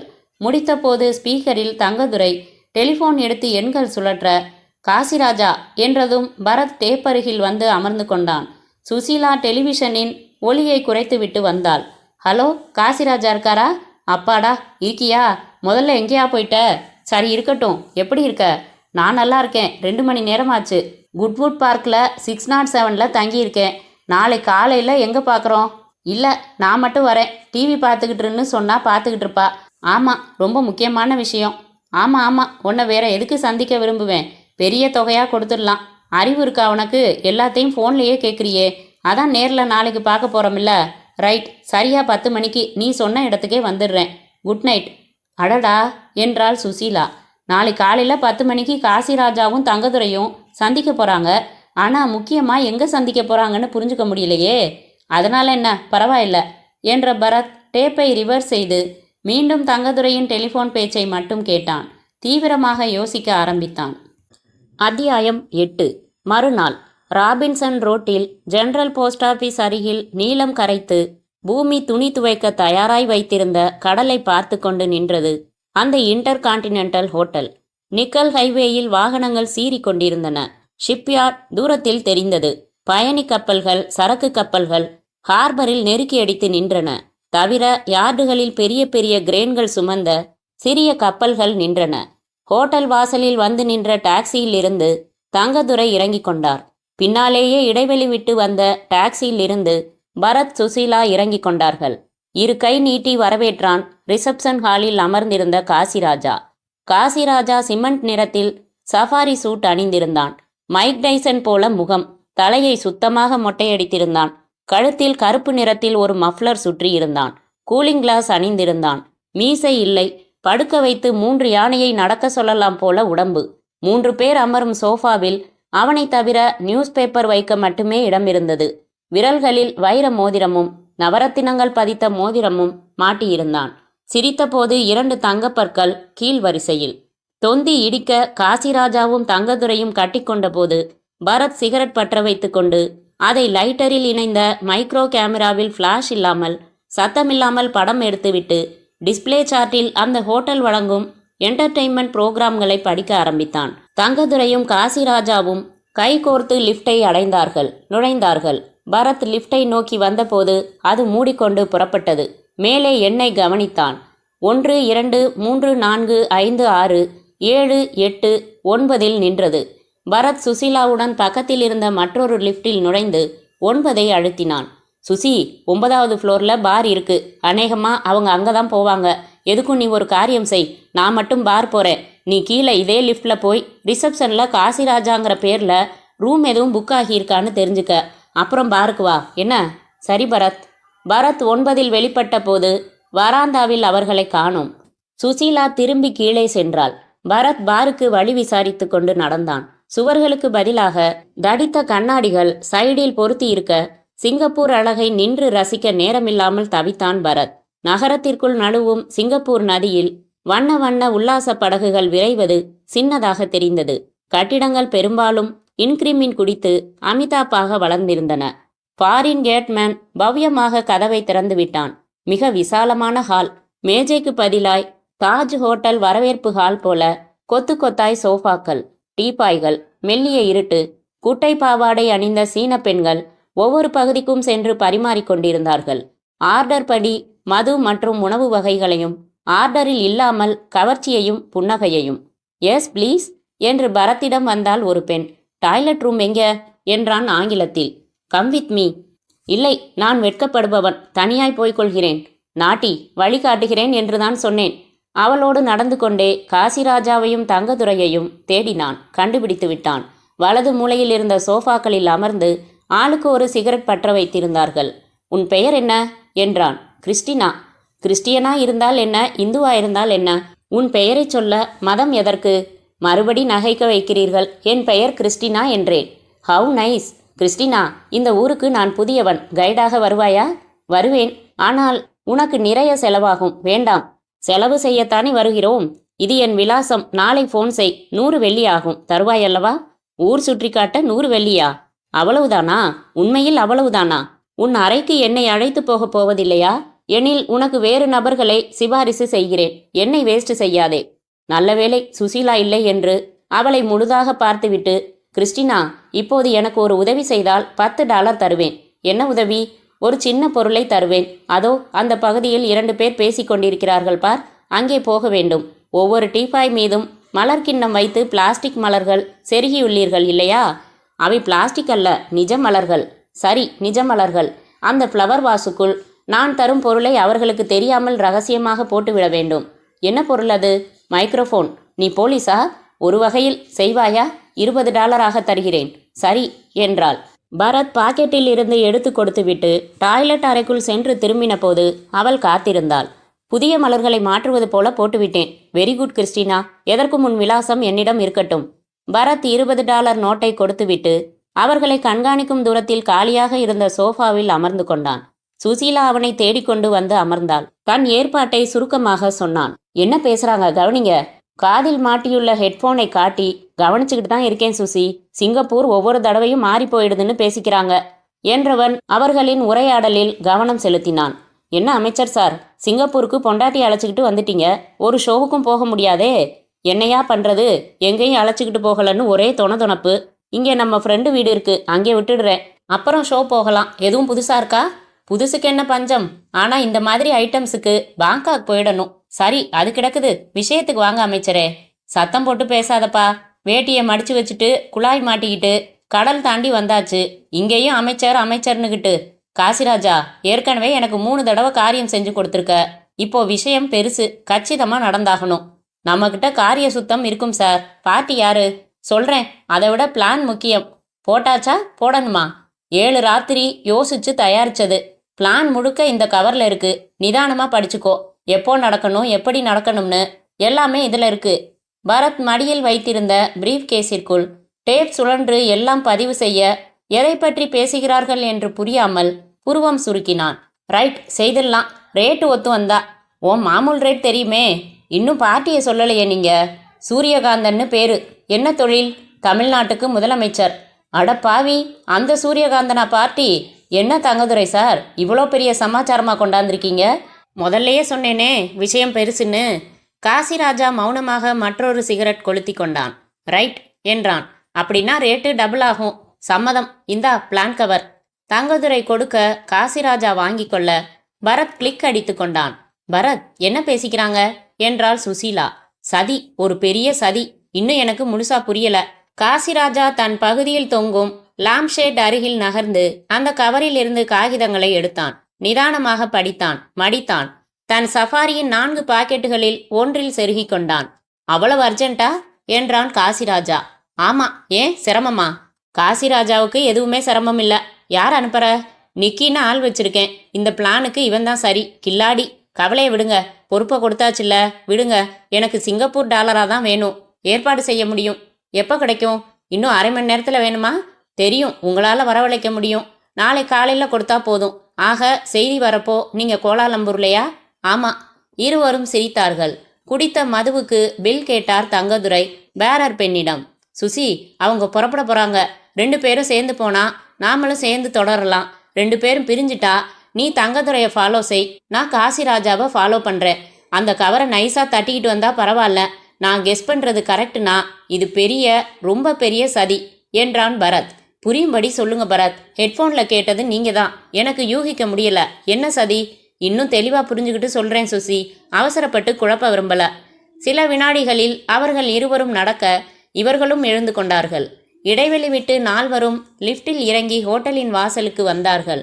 ஒரு டாக்ஸி அமர்த்தி தங்கதுரையை அமர்த்தி கதவு சார்த்தி கையசைத்தான் காசிராஜா. பரத் கஞ்சாடை காட்டினான். பிரீஃப் கேஸை அவளிடம் கொடுத்தான். சுசீலா வாங்கி கொண்டு மற்றொரு டாக்ஸியில் ஏறிக்கொண்டாள். ஜாக்கிரதை சுசி, ரொம்ப ரிஸ்க் வேணாம். ஹோட்டல் கார்டு வச்சிருக்கேல்ல என்றான் பரத். தங்கதுரை டாக்ஸி புறப்பட்ட வினாடிகளில் சுசீலா ஏறின டாக்ஸி புறப்பட்டது. அதன் எண்ணை மனதில் பதித்து கொண்ட பரத் காசிராஜா பேண்ட் பாக்கெட்டில் இருந்து ஒரு சாவி எடுத்து சுழற்றி கொண்டே பார்க்கிங் பகுதிக்கு நடப்பதை பார்த்தான். பரத் காத்திருந்த ஒரு டாட்சன் ப்ளூ டாக்ஸியில் ஏறிக்கொண்டான். உனக்கு கட்டணத்தை விட $10 அதிகம் தருகிறேன். நான் சொல்வதைப் போல நடந்து கொள்ள வேண்டும் என்றான். Yes sir. ஸ்டார்ட் செய்யலாமா? அதோ சிமெண்ட் சஃபாரி உடையில் ஒரு ஆசாமி தன் மோட்டார் பைக்கை வெளியில் எடுத்து ஏறி அமர்கிறான், பார்த்தாயா? ஆமாம். அவனை தவற விடாமல் தொடர வேண்டும். முயற்சிக்கிறேன், சிரமம்தான். பைக்கின் வேகமும் வசதியும் தனி. காசிராஜா தன் பைக்கை விரட்டாமல் நிதானமாக செலுத்தியதால் நடுவில் சில வாகனங்களை அனுமதித்து அவனை பார்வையில் இருந்து தப்ப விடாமல் பரத் டாக்ஸியில் தொடர முடிந்தது. பரத் நம்பர் குறித்து கொண்டான். ஹோட்டலின் விலாச அட்டையின் பின்பக்கத்தில். காசிராஜா ஹைவேயில் இருந்து திரும்பி ஸ்டாம்ஃபர் ரோட்டில் சீறினான். நீளமான ஆட்செட் ரோட்டில் விரைந்தான். நட்சத்திர ஹோட்டல்கள் கடந்தன. ஸ்காட்ஸ் ரோடில் திரும்பி காணாமல் போய்விட்டான். பரத்தின் டிரைவர் தவற விட்டுவிட்டு எங்கே போனான் என்றே தெரியவில்லையே சார் என்றான். அட போப்பா என்று தமிழில் அழுத்துக்கொண்டு, இந்த ரோட்டில் நான் தங்கியுள்ள குட்வுட் பார்க் ஹோட்டல் இருக்கிறது, அங்கே இறக்கி விட்டுவிடு என்றான் சோர்வாக பரத். அத்தியாயம் 9. எப்படி தப்ப விட்டீங்க பரத் என்றாள் சுசீலா. ஃபாலோ பண்ணினதை புரிஞ்சுக்கிட்டு வேகமாக போயிட்டானா இல்லை எப்படின்னு தெரியல. We must. அந்த பைக் என்ன பைக்? சுசுகி. உங்ககிட்ட நம்பர் இருக்குல்ல? இருக்கு, ஆனால் இது மெட்ராஸ் இல்லை. போலீஸில் சொல்லாமல் அதெல்லாம் ட்ரேஸ் அவுட் செய்ய முடியாது சுசி. தங்கதுரை நேராக ரூமுக்கு வந்துட்டாராக்கும். ஆமாம், வந்ததும் அந்த அம்மா கோபமாக திட்டினாங்க. இதுக்கு தான் என்ன சிங்கப்பூர் கூட்டி வந்தீங்களா? இந்த டெலிவிஷனை நான் மெட்ராஸ்லேயே பார்க்க மாட்டேனான்னு கத்தல். அப்புறம் கோச்சுக்காத வசு, லஞ்சுக்கு அப்புறம் நேஷனல் மியூசியம் போகிறோம், சாயங்காலம் படகு விடுறோம், இன்னைக்கு பூரா எனக்கு வேற வேலை இல்லை என்று தங்கதுரை போல கட்டை குரலில் பேசினாள் சுசீலா. ஸோ அவரை நாம் ஃபாலோ செய்ய வேண்டியதில்லை. அந்த காசிராஜா எங்கே இருக்கான்னு தெரியணும் சுசி. அதான் ஃபாலோ பண்ணுறப்ப கோட்டை விட்டுட்டீங்களே, அதனால் என்ன? ஒரு குட் ஓல்டு ட்ரிக்கு. மறுபடியும் அதையே பயன்படுத்த வேண்டியதுதான். என்ன அது? நம்ம ஸ்னூப்பர் நேற்று தங்கதுரை காசிராஜா கூட ஃபோனில் பேசினதை பதிவு செஞ்சிருக்க இல்லையா? ஆமாம். அதுக்கு முன்னாடி அந்த டயலிங் சத்தமும் பதிவாகியிருக்கு. பரத் டேப்பை ரிவர்ஸ் செய்து போட்டு பார்த்து மீண்டும் ரிவர்ஸ் செய்து குறிப்பிட்ட இடத்தில் நிறுத்தி பாரு என்றான். 7 எண்கள் டயல் செய்யப்படும் ஓசை துல்லியமாக பதிவாகியிருந்தது. அதன் ஒலியை உயர்த்தி வைத்தான். டெலிஃபோனை எடுத்து மடியில் வைத்து கொண்டான். ரிவர்ஸ் செய்து கொண்டான். முதல் எண்ணுக்கு டர் என்றது. அதன் ஒலி டேப்பில் துவங்கும் போதே உத்தேசமாக 5ஆம் எண்ணில் பரத் சுழற்றி விடுவித்தான். மேட்ச் ஆகும் பாரு. இல்லை, அது 6 என்றாள் சுசீலா. மீண்டும் ரிவர்ஸ் செய்து போட்டு டயல் மேட்ச் செய்து ஒவ்வொரு எண்ணாக கண்டுபிடித்து காகிதத்தில் 7 எண்களையும் எழுதி கொண்டு பெருமூச்சு விட்டான் பரத். டெலிஃபோன் டைரக்டரி எடுத்தான். காசிராஜா என்னும் பெயரை தேடினான். அந்த பெயரில் ஒரு ஆசாமி கூட இல்லை. டைரக்டரியில் என்கொயரிக்கு எண் கொடுத்திருந்தார்கள். அந்த எண்ணை முயன்று விவரம் சொல்ல வேறு ஒரு எண் கொடுத்து அங்கே முயலச் சொன்னார்கள். அங்கே முயன்றான் பரத். What's your problem? என்னிடம் டெலிஃபோன் எண் இருக்கிறது, அந்த எண்ணுக்குரிய விலாசம் வேண்டும். எண்ணை சொல்லுங்கள். சொல்ல எதிர்முனை குறித்து கொண்டது. உங்கள் எண் சொன்னான். 2 நிமிடங்களில் தகவல் சொல்கிறேன். வைத்தான். காத்திருந்தான். 1.5 நிமிடங்களிலேயே வந்துவிட்டது. குறித்து கொள்கிறீர்களா? Universal apartments, 411 Bukit Timah road, Singapore. Suchi, நீ இரு, நான் மட்டும் போயிட்டு வந்துடுறேன். ஜாக்கிரத பரத், புரியாத தேசம். கவலையப்படாத, நான் சிரஞ்சீவி. தெலுங்கு படத்தில் நடிப்பாரே அவரா? கடிக்கிற நேரமாயுது. ஹோட்டலில் தங்கதுரையும் காசிராஜாவும் பேசிக்கிட்டதையெல்லாம் டேப்பில் கேட்டு வை. நடுவில் கீழ் ரூமில் தங்கதுரை என்ன செய்கிறாருன்னு கவனிச்சுக்க. வந்துடுறேன். பரத் லிஃப்டில் இறங்கினான். தலையில் குல்லா வைத்து கொண்டான். ரிசப்ஷனில் பக்கிட் டிம்மா ரோடு விசாரித்த போது அந்த மலாய்க்காரி லேசாக சிரித்து, மிக அருகில் சார், நடந்து போகும் தூரம். ஈக்வட்டோரியல் ஹோட்டல் தெரியுமா? குட்வுட் பார்க் தான் தெரியும். துணைக்கு ஆள் அனுப்பட்டுமா? வேண்டாம். பக்கிட் டிம்மா ரோட்டில் 411ஆம் எண்ணில் யுனிவர்சல் அப்பார்ட்மெண்ட்ஸ் போக வழி சொன்னால் போதும். சாலையில் இறங்கி வலது பக்கம் நேராக செல்லுங்கள். குறுக்கு சாலைகளில் முதல் சாலை பக்கிட் டிம்மா சாலை. வலதில் திரும்புங்கள், அதாவது டுவர்ட்ஸ் பீச். கொஞ்ச தூரத்தில் ஈக்வட்டோரியல் ஹோட்டல். அதை கடந்ததும் யுனிவர்சல் அப்பார்ட்மெண்ட்டை உங்களால் மிஸ் செய்யவே முடியாது. 9 மாடி கட்டிடம். ஒரு மாடியில் 10 அப்பார்ட்மெண்ட்ஸ். மொத்தம் 90 வீடுகள். நன்றி. பரத் சாலையில் இறங்கி முதலில் நடக்கத்தான் தீர்மானித்தான். பிறகு யோசித்ததில் டாக்ஸியில் வேறு சில வசதிகள் இருப்பதாக படவே அமர்த்தி கொண்டான். இடம் சொன்னதும் டிரைவர் திரும்பி ஒரு மாதிரியாக பார்த்தான். லக்கேஜ் ஏதாவது இருக்கிறதா? இல்லை, காரணமாகத்தான் டாக்ஸி பிடிக்கிறேன். போ, அபார்ட்மெண்ட்ஸில் நீ காத்திருக்க வேண்டி இருக்கும். கொஞ்ச நேரம். சரி. வண்டி புறப்பட்டது. பரத் பின் பாக்கெட்டில் இருந்து சிகரெட் கேஸ் எடுத்து திறக்க சன்னமாக சங்கீதம் வாசித்தது அது. சிகரெட்டை உருவிக்கொண்டு மூடியதும் வாய் பொத்தி கொண்டது. அந்த கேஸின் மூலையிலேயே சின்ன லைட்டர் பொருத்தப்பட்டிருக்க பற்ற வைத்து கொண்டான். என்ன சதி அது? பார்ட்டி சூரியகாந்தன் என்று சொன்னானே, கொலையா? அப்படி நினைத்து பார்க்கவே தயக்கமாக இருந்தது. தங்கதுரை அவ்வளவு தூரம் மோசமான ஆசாமியா? முதல்வரையே சதி செய்யும் அளவிற்கு? சரி, அதற்கு உள்ளூரில் ஆட்கள் இல்லையா? எதற்கு சிங்கப்பூர்? இப்படி இருக்கலாம். சென்னையில் என்றால் விஷயம் கசியலாம். இங்கே பாதுகாப்பு. காசிராஜாவுக்கு இது தொழிலோ? Professional killer? அவர்கள் பேசிக்கொண்டதில் இருந்து இந்த சதிதான் யூகிக்க முடிகிறது. அந்த கவரில் முழு திட்டமும் இருக்கிறது. தங்கதுரை சொன்னாரே, என்றைக்கு நடக்க வேண்டும், எப்படி நடக்க வேண்டும் என்று எல்லா விவரங்களும் அதில் இருப்பதாக. எப்படியாவது அதை கைப்பற்றி பார்த்துவிட்டு உடனே புகழேந்தியை தொடர்பு கொண்டு எச்சரித்தாக வேண்டும். முதலில் அந்த கவர். இதுதான் யுனிவர்சல் அபார்ட்மெண்ட் சார். இறங்கி கொண்டான் பரத். காத்திருங்கள், வருகிறேன். யுனிவர்சல் அபார்ட்மெண்ட்ஸ் கேட்டில் வாட்ச்மேன் சீனன் முகத்தை உர்ரென்று வைத்துக்கொண்டு மானாமிக்கி என்றான். எனக்கு உங்க மொழி வராது என்றான் பரத் தமிழில். வாட்? இந்த மொழி புரியும். இங்கே காசிராஜனை பார்க்க வந்தேன். அவரின் அபார்ட்மெண்ட் எது? அதோ அலுவலகம். விசாரி. அலுவலகம் அருகில் போர்டில் ஃப்ளோர் வாரியாக யார் யார் இருக்கிறார்கள் என்று பெயர் சார்ட் இருக்கிறது. காசிராஜா 7வது ஃப்ளோரில் 8வது அபார்ட்மெண்ட்டில் இருந்தான். எனவே அலுவலகத்திற்குள் செல்ல விரும்பவில்லை. பரத் மனதிற்குள் கதை வசனம் தயாரித்து கொண்டான். என் பெயர் சோலையப்பன். லக்கி பிளாசாவில் எலக்ட்ரிக்கல் ஸ்டோர்ஸில் வேலை பார்க்கிறேன். மிஸ்டர் தங்கதுரை என்னை தொடர்பு கொண்டார். உங்களுக்கு நாளைக்கு சிங்கப்பூர் டாலர்கள் தருவது தொடர்பாக என்னை அனுப்பினார். அமெரிக்கன் டாலர் தரலாம் இல்லையா என்று கேட்கச் சொன்னார். தொலைபேசியில் முயன்றேன். தொடர்பு கிடைக்கவில்லை. அதான் வந்தேன். நம்புவானா? இல்லையென்றால்? என் பெயர் பாபு. ஏர்போர்ட்டில் கார்கோ பிரிவில் வேலை.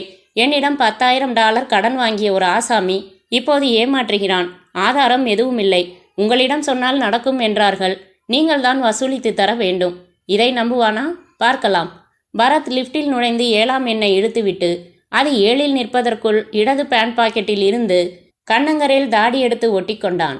தொப்பியின் பீக்கை தாழ்த்தி கொண்டான். வெளிப்பட்டான். 8வது அபார்ட்மெண்ட் கதவில் மெட்டல் எழுத்துக்கள் ஆங்கிலத்தில் காசிராஜா என்றன. பீப் ஹோல் இருந்தது. கதவருகில் சிவப்பு பித்தான் இருந்தது. கொஞ்சம் தயங்கிவிட்டு அதை அழுத்தினான். 1 வினாடி, 2 வினாடி, 3 வினாடி. திறக்கப்பட்டு கையில் வெள்ளை பந்தும் டேபிள் டென்னிஸ் பேட்டுமாய் கண்ணாடி போட்ட அந்த 15 வயது பையன் பார்த்தான். ஹூஸ் தட் என்றான். தமிழ்தான்ப்பா. காசிராஜா உங்க அப்பா தானே? மூக்கு சொல்லுதே. இருக்காரா? He is bathing. கமின். வரவேற்பறையில் அமர வைத்தான். அருகில் மற்றொரு அறையில் டிடி போர்டு தெரிந்தது. அங்கே இவன் வயதொத்த பெண் ஆட்டம் தொடர காத்திருந்தாள். டாட், யூ ஹாவ் விசிட்டர் என்று கத்தினான். அருகே கதவு திறந்த அறை. அறைக்குள் குளியலறை போலும். தண்ணீர் சத்தம் மெலிதாக கேட்டது. பிரதாப், யாருன்னு கேளு. உட்கார சொல்லு, இதோ வந்துட்டேன் என்று காசிராஜாவின் குரல் கேட்டது. இந்த பையன் அதெல்லாம் கேட்காமல் டொக் டொக் என்று பந்து தட்ட போய்விட்டான். அந்த வீட்டில் வேறு யாரும் இருப்பதாக தெரியவில்லை. எதேச்சையாக திரும்பிய பரத் கண்களில் அந்த அறைக்குள் கோட் ஸ்டாண்ட் தெரிந்தது. ஸ்டாண்டில் சிமெண்ட் சஃபாரி ஹேங்கரில் தொங்குவது தெரிந்தது. அதன் ஒரு சட்டை பாக்கெட்டில் அந்த கவர் தெரிந்தது லேசாக. வாவ், என்ன ஒரு அதிர்ஷ்டம்! இங்கிருந்து 10 அடி கூட இல்லை. ஒரே பாய்ச்சலில் எடுத்து விடலாம். அடுத்த பாய்ச்சலில் வீட்டுக்கு வெளியே. பையன் வேறு அறையில் பந்தாடுகிறான். கவனிக்கப் போவதில்லை. லிஃப்ட். கீழே போய் காத்திருக்கும் டாக்ஸி. தாமதிக்காதே, எழுந்திரு. எந்த நேரமும் காசிராஜா குளியலறையிலிருந்து வரலாம். பரத் எழுந்து விட்டான். ஒரே ஒரு வினாடி தயங்கிவிட்டு உள்ளே பாய்ந்து விட்டான். அந்த கவரை வெடுக்கென்று கவர்ந்த நேரமும் பாத்ரூமின் கதவு திறந்த நேரமும் ஒன்று. லுங்கியும் ஜிப்பாவுமாக தலையை துவட்டிக்கொண்டே வெளிப்பட்ட காசிராஜா வெளியே ஓடுகிற பரத்தினை பார்த்து முதல் வினாடி திடுக்கிட்டு 2வது வினாடி சுதாரித்தான். ஏய், யாரு? நில்லு நில்லு! பாய்ந்தான். பரத் அதற்குள் வெளியேறி வராந்தாவில் கடல் போல சறுக்கி லிஃப்டில் நுழைந்து பி அழுத்திவிட்டான். காசிராஜா தன் போர்ஷனுக்கு ஓடினான். இன்டர்காம் எடுத்தான். Security, security! லிஃப்ட் நம்பர் 6இல் ஒரு திருடன் கீழே வருகிறான், பிடியுங்கள்! கத்தினான். அறைக்குள் ஓடினான். படுக்கைக்கு அடியில் வைத்திருந்த ரிவால்வர் எடுத்தான். ஆணியில் மாட்டின சாவி எடுத்தான். எதிர்பட்ட தன் பையன் பிரதாப்பை ஓங்கி அறைந்தான். போய் சாவுடா சனியனே! வெளியே பாய்ந்தான். பரத் கீழே வெளிப்பட்டு வாசலுக்கு நடக்க எங்கிருந்தோ 2 யூனிஃபார்ம் மனிதர்கள் தன்னை நோக்கி ஓடி வருவதை பார்த்தான். வினாடியில் புரிந்து கொண்டான். புயலாய் ஓடினான். ஓடின வேகத்தில் கேட்டில் நின்ற வாட்ச்மேன் தோளில் மோதினான். அடுத்த தாவலில் தன் டாக்ஸியில் இருந்தான். ஹரியப் மேன், போ. எங்கு வேண்டுமானாலும் போ. உன்னால் முடிந்த உச்சமான வேகத்தில் போ. நிறுத்தாதே, போய்கொண்டே இரு. சந்து சந்தாக போ. டாக்ஸி புறப்பட அண்டர் கிரவுண்ட் பார்க்கிங்குகளில் இருந்து தன் நிசானில் பாய்ந்து வந்தான் காசிராஜா. கேட் அருகே ஸ்லோ செய்து டாக்ஸி எண் என்ன என்று வாட்ச்மேனிடம் கேட்டுக்கொண்டு பீச் நோக்கி செல்லும் சாலையில் ஆக்சிலேட்டரை பரபரப்பாக மிதித்தான். அத்தியாயம் 10. கொஞ்ச வினாடிகளில் பரத் தன்னை நிசானில் காசிராஜா வெறியுடன் துரத்துவதை உணர்ந்து கொண்டான். தப்பு, ஹிமாலய தப்பு.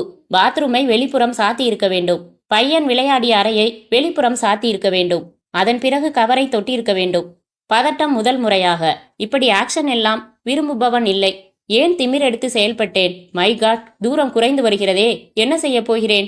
பரத் முதலில் அந்த கவரை பிரித்தான். உள்காகிதங்களை வெளியில் எடுத்தான். அவசர அவசரமாக வரிகளில் பார்வையை ஓட்டினான். சூரியகாந்தன் தந்தை ஒரு கிறிஸ்டியன். பெர்னாண்டஸ் சுதந்திர போராட்ட வீரர், புரட்சி மனிதர், பகத்சிங் டைப். போராட்டத்தில் மரணமடைந்தவர். சொந்த ஊர் திருச்சி அருகில் சோழநாடு எனும் சிற்றூர். அங்கே ஒரே ஒரு சர்ச். சர்ச்சின் பின்னால் சற்று தள்ளி கிரேவ் யார்ட். அங்கேதான் பெர்னாண்டஸின் கல்லறை இருக்கிறது. சூரியகாந்தன் மிகவும் சென்டிமெண்டல் டைப். பெர்னாண்டஸ் இறந்த நாள் மே 16. இறந்த நேரம் பகல் 1:10 இறந்த வருடத்தில் இருந்து சூரியகாந்தனுக்கு ஒரு பழக்கம். ஒவ்வொரு வருடமும் மே 16 அன்று தன் குடும்பத்தோடு சோழநாடு செல்வார். 12 மணியில் இருந்து 1 மணி வரை சர்ச்சில் பிரார்த்தனைகள் செய்வார். சரியாக 1:10 தன் தந்தையின் கல்லறையில் மலர் வளையம் வைத்து மண்டி போட்டு 10 நிமிடங்கள் இருப்பார். புறப்படுவார். அவருடன் பலமுறை நான் சென்றிருக்கிறேன். இந்த வழக்கம் மாறுவதே இல்லை. முதலமைச்சராக பதவியேற்ற பிறகு 3 முறை இந்த மே 16 வந்துவிட்டது. தப்பாமல் தவறாமல் அந்த வழக்கத்தை தொடர்கிறார். சென்ற முறை மே 16 அன்று டெல்லியிலிருந்து முக்கிய அமைச்சர் வந்தபோதும் இவர் போனில் விபரம் சொல்லிவிட்டு சோழநாடு புறப்பட்டு விட்டார். எனவே இந்த மே 16ஆம் தேதி சூரியகாந்தன் தன் குடும்பத்தோடு தந்தையின் கல்லறைக்கு போவார். இவர் முதலமைச்சர் என்பதால் பிரமாதமான பாதுகாப்பு நடவடிக்கைகள் எதுவும் கிடையாது. ஏரியா டிஐஜி கூடவே வருவார். அங்கங்கே போலீஸ் நிற்கும். அவ்வளவுதான். முன்கூட்டியே அவர் வரப்போகிற இடங்களில் சோதனை நடத்தும் வழக்கம் எல்லாம் கிடையாது. எனவே திட்டத்திற்கு சிறந்த இடம் கல்லறை. வருகிற மே 16 சூரியகாந்தன் மதியம் 1:10 கண்மூடி பிரார்த்திக்கும் போது முன்கூட்டியே புதைத்து வைக்கப்பட்டிருக்கும் டைனமைட் வெடிக்க வேண்டும். சூரியகாந்தன் காற்றில் சிதற வேண்டும். இதுதான் திட்டம். அட பாவிங்களா என்று பரத் வாய்விட்டு சொன்னான். சார் என்றான் டிரைவர். இன்னும் வேகமாக போக முடியாதா? இன்றைக்கு என்ன தேதி? மே 15. நாளைக்கா? ஐயோ! பரத் திரும்பி பார்க்க காசிராஜாவின் கார் இன்னும் நெருங்கி கொண்டிருந்தது. இடைவெளி குறைந்து கொண்டே வந்தது. பரத் சொன்னபடி டாக்ஸி பக்கெட் டிம்மா ரோட்டில் இருந்து விலகி நார்த் பிரிட்ஜ் ரோடு தொட்டு முழு வேகத்தில் சவுத் பிரிட்ஜ் ரோடு வந்து பறந்தது. பரத் தன் ஹோட்டலின் விலாச அட்டையை எடுத்தான். அதில் சுசீலா ரூம் நம்பர் 707 என்று எழுதினான். பின்புறம் திரும்பினான். புகழேந்திக்கு ஃபோன் செய். மே 16 சோழநாடு கேன்சல் செய்ய சொல் பரத் என்று எழுதினான். Ball point பேனாவால் கிறுக்கலாக. டிரைவரின் தோலை தட்டினான். டிரைவர், எனக்கு ஒரு உதவியை கட்டாயம் செய். அதற்காக 20 வெள்ளி. இந்த ஹோட்டலில் இவளை சந்தித்து இந்த அட்டையை கொடுத்துவிடு. சரி சார். வாங்கி பாக்கெட்டில் வைத்துக்கொண்ட அடுத்த வினாடி ஜன நடமாட்டம் இல்லாத அந்த சாலையில் டாக்ஸியின் பின் சக்கரம் சுடப்பட்டு பாதை மாறி ஓடி நின்று கொள்ள அதை வளைத்து வந்து நிறுத்தினான் காசிராஜா.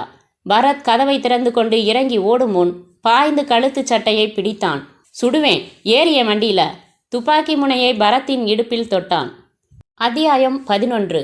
மதியம் 2 மணிக்கு சுசீலா எங்கே பரத் இன்னும் காணோம் என்று கவலைப்படலாமா என்று யோசித்தாள். வந்துவிடுவார். வந்ததும் சாப்பிடலாம். காத்திருந்தாள். ஒலித்த இசையை அணைத்தாள். ஸ்னூப்பர் பட்டன் தட்டி ஸ்பீக்கரில் கவனித்தாள். சீக்கிரம் புறப்படுறி. எவ்வளவு நேரம்? நீ புறப்படுறதுக்குள்ள மியூசியம் மூடிடுவான் என்றார் தங்கதுரை. அவர்கள் புறப்பட்டு போய்விட்டால் இந்த ஒட்டு கேட்கிற வேலையும் இல்லை. கொஞ்ச நேரம் தூங்கலாம். கீழ் அறையில் டெலிஃபோன் ஒலிக்கிற ஓசை கேட்டது. எடுக்கப்படும் ஓசை. ஹலோ, யாரு என்று தங்கதுரையின் குரல். கவனித்தாள். வழக்கம் போல எதிர்முனை குரல் கேட்கவில்லை. என்னது? உன் அப்பார்ட்மெண்ட்டுக்கு வந்து அந்த கவரை திருடினானா? யாரு? சொல்ல மாட்டேங்கிறானா? பிடிச்சது சரி. எங்க வச்சிருக்க? ஆமா, தெரியும். வந்துடுறேன். இதோ உடனே புறப்படுறேன். யாருன்னு புரியல.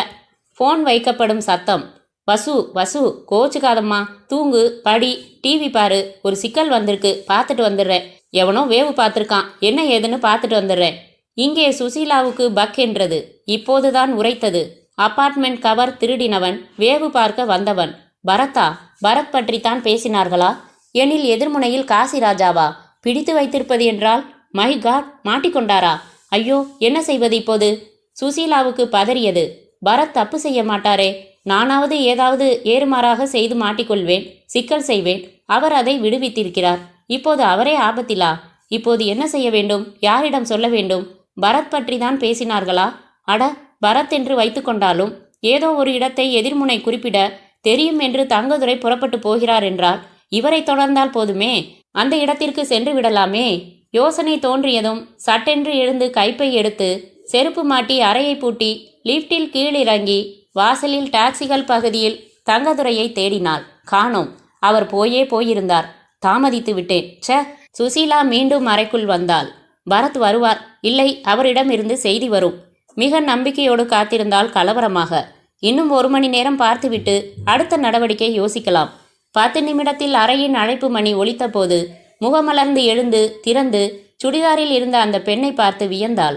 இரட்டை பின்னல் போட்டிருந்தாள். கையில் வண்ணத்துப்பூச்சி டிசைனில் லெதர் பேக் வைத்திருந்தாள்.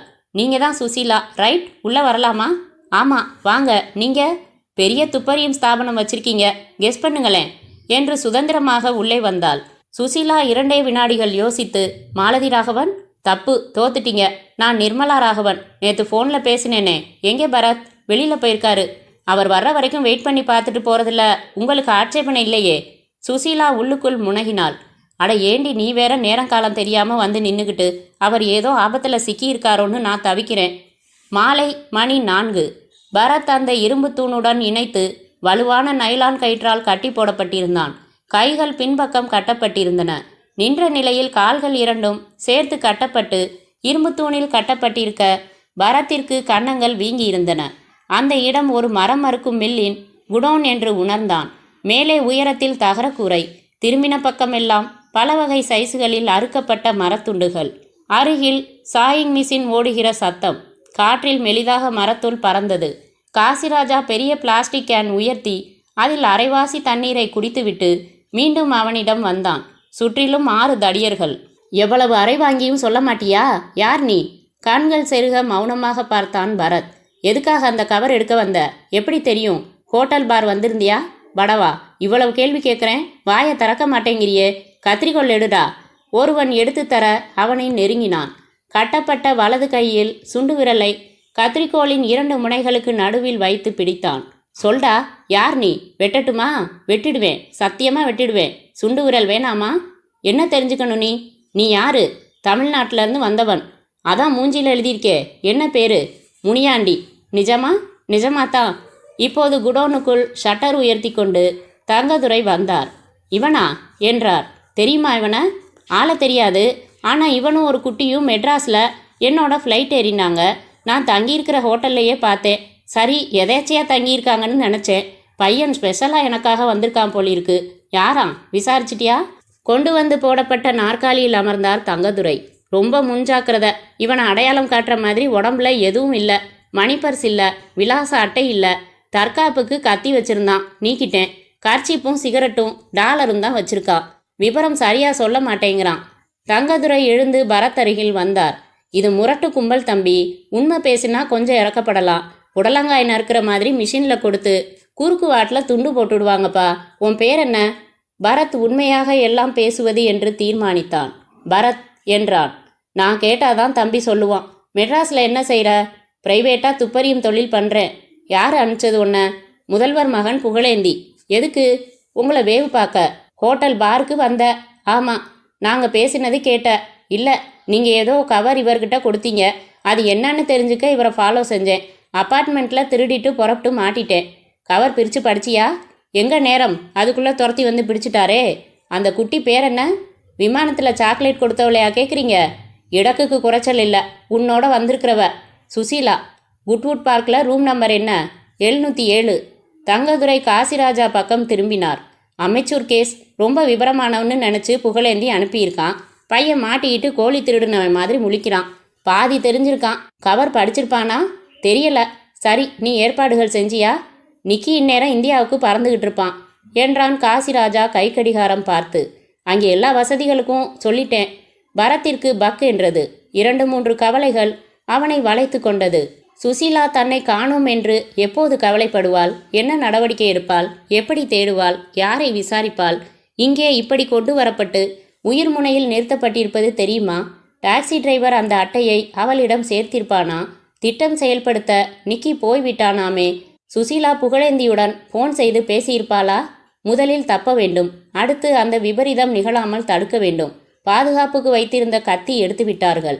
நிராயுத பாணி, கட்டப்பட்டிருக்கிறேன். இரும்பு கம்பம், வலுவான கயிறு, வலுவான முடிச்சு. என்ன செய்ய போகிறேன்? யார் காப்பாற்றப் போகிறார்கள்? பரத் லேசாக கவலைப்பட ஆரம்பிக்க தங்கதுரையும் காசிராஜாவும் தள்ளி வந்து பேசினார்கள். என்ன செய்யலாம் காசி? இவனோட வந்த அந்த பொண்ணையும் இங்கே கொண்டாந்துடுறேன். இங்கே ஆளு படை அதிகம், தப்ப முடியாது. இருக்கட்டும், நிக்கி காரியம் முடிச்சு திரும்பட்டும். அப்புறம் 2 பேரையும் ஜோடியாக மேலே அனுப்பி வைப்போம். தங்கதுரை சற்று யோசித்து விட்டு, அப்படிங்கிறியா? உடனே கணக்கு தீக்க வேணாமா? தப்பு. இவங்க என்ன சேகரிச்சாங்கன்னு தெரியணும். வேற யாராச்சும் இவங்கள தேடி வர்றாங்களான்னு பார்க்கணும். அவசரப்படுறது மிஸ்டேக் ஆகிடும். சரி, உனக்கு எப்படி தோணுதோ செய். நல்ல வேளை மடக்கியாச்சு. அங்கே காரியம் முடிகிற வரைக்கும் இவங்கள பத்திரமா பார்த்துக்கணுமே. அதுக்கு நான் பொறுப்பு. கேசவா? கேசவன் வந்தான். வேன் எடுத்துக்கிட்டு குட்வுட் பார்க் போ. 707 இவனோட வந்த பொண்ணு இருக்கும். நைஸா பேசி கூட்டிட்டு வா. அழிச்சாட்டியம் செஞ்சா மயக்கம் கொடுத்துரு. 2 பேரை கூட அழைச்சிக்கிட்டு போ. சரிங்க என்றான் கேசவன். நகர்ந்தான். தங்கதுரையும் புறப்பட்டார். அத்தியாயம் 12. மணி மாலை 5. என்னங்க இன்னும் காணோம் என்றாள் நிர்மலா. அதான் எனக்கும் புரியல என்ற சுசீலா எழுந்து நடைபயின்றாள். போலீஸுக்கு சொல்லலாமா? என்னவென்று? எப்போது? இன்னும் பார்க்கலாமா? தங்கதுரை ஃபோன் வந்து புறப்பட்டு போனாரே. இருங்க வரேன் என்று குழம்பியவாறே சுசீலா டாய்லெட் அறைக்குள் போய் கதவை சாத்தி கொண்ட சமயம் அழைப்பு மணி ஒலித்தது. நிர்மலா ராகவன் கதவு திறக்க 4 பேர் உள்ளே வந்தார்கள். கேசவன் உள்ளே வந்ததுமே துப்பாக்கி எடுத்தான், உயர்த்தினான். சத்தம் போடக்கூடாது, எங்களோட வரணும். சத்தம் போட்டா கொன்னுடுவோம். நட. மிரண்டாள் நிர்மலா. ஏன் ஏன்? யாரு வேணும் உங்களுக்கு? ஷூ, கேள்வி கேட்கக்கூடாது. நட.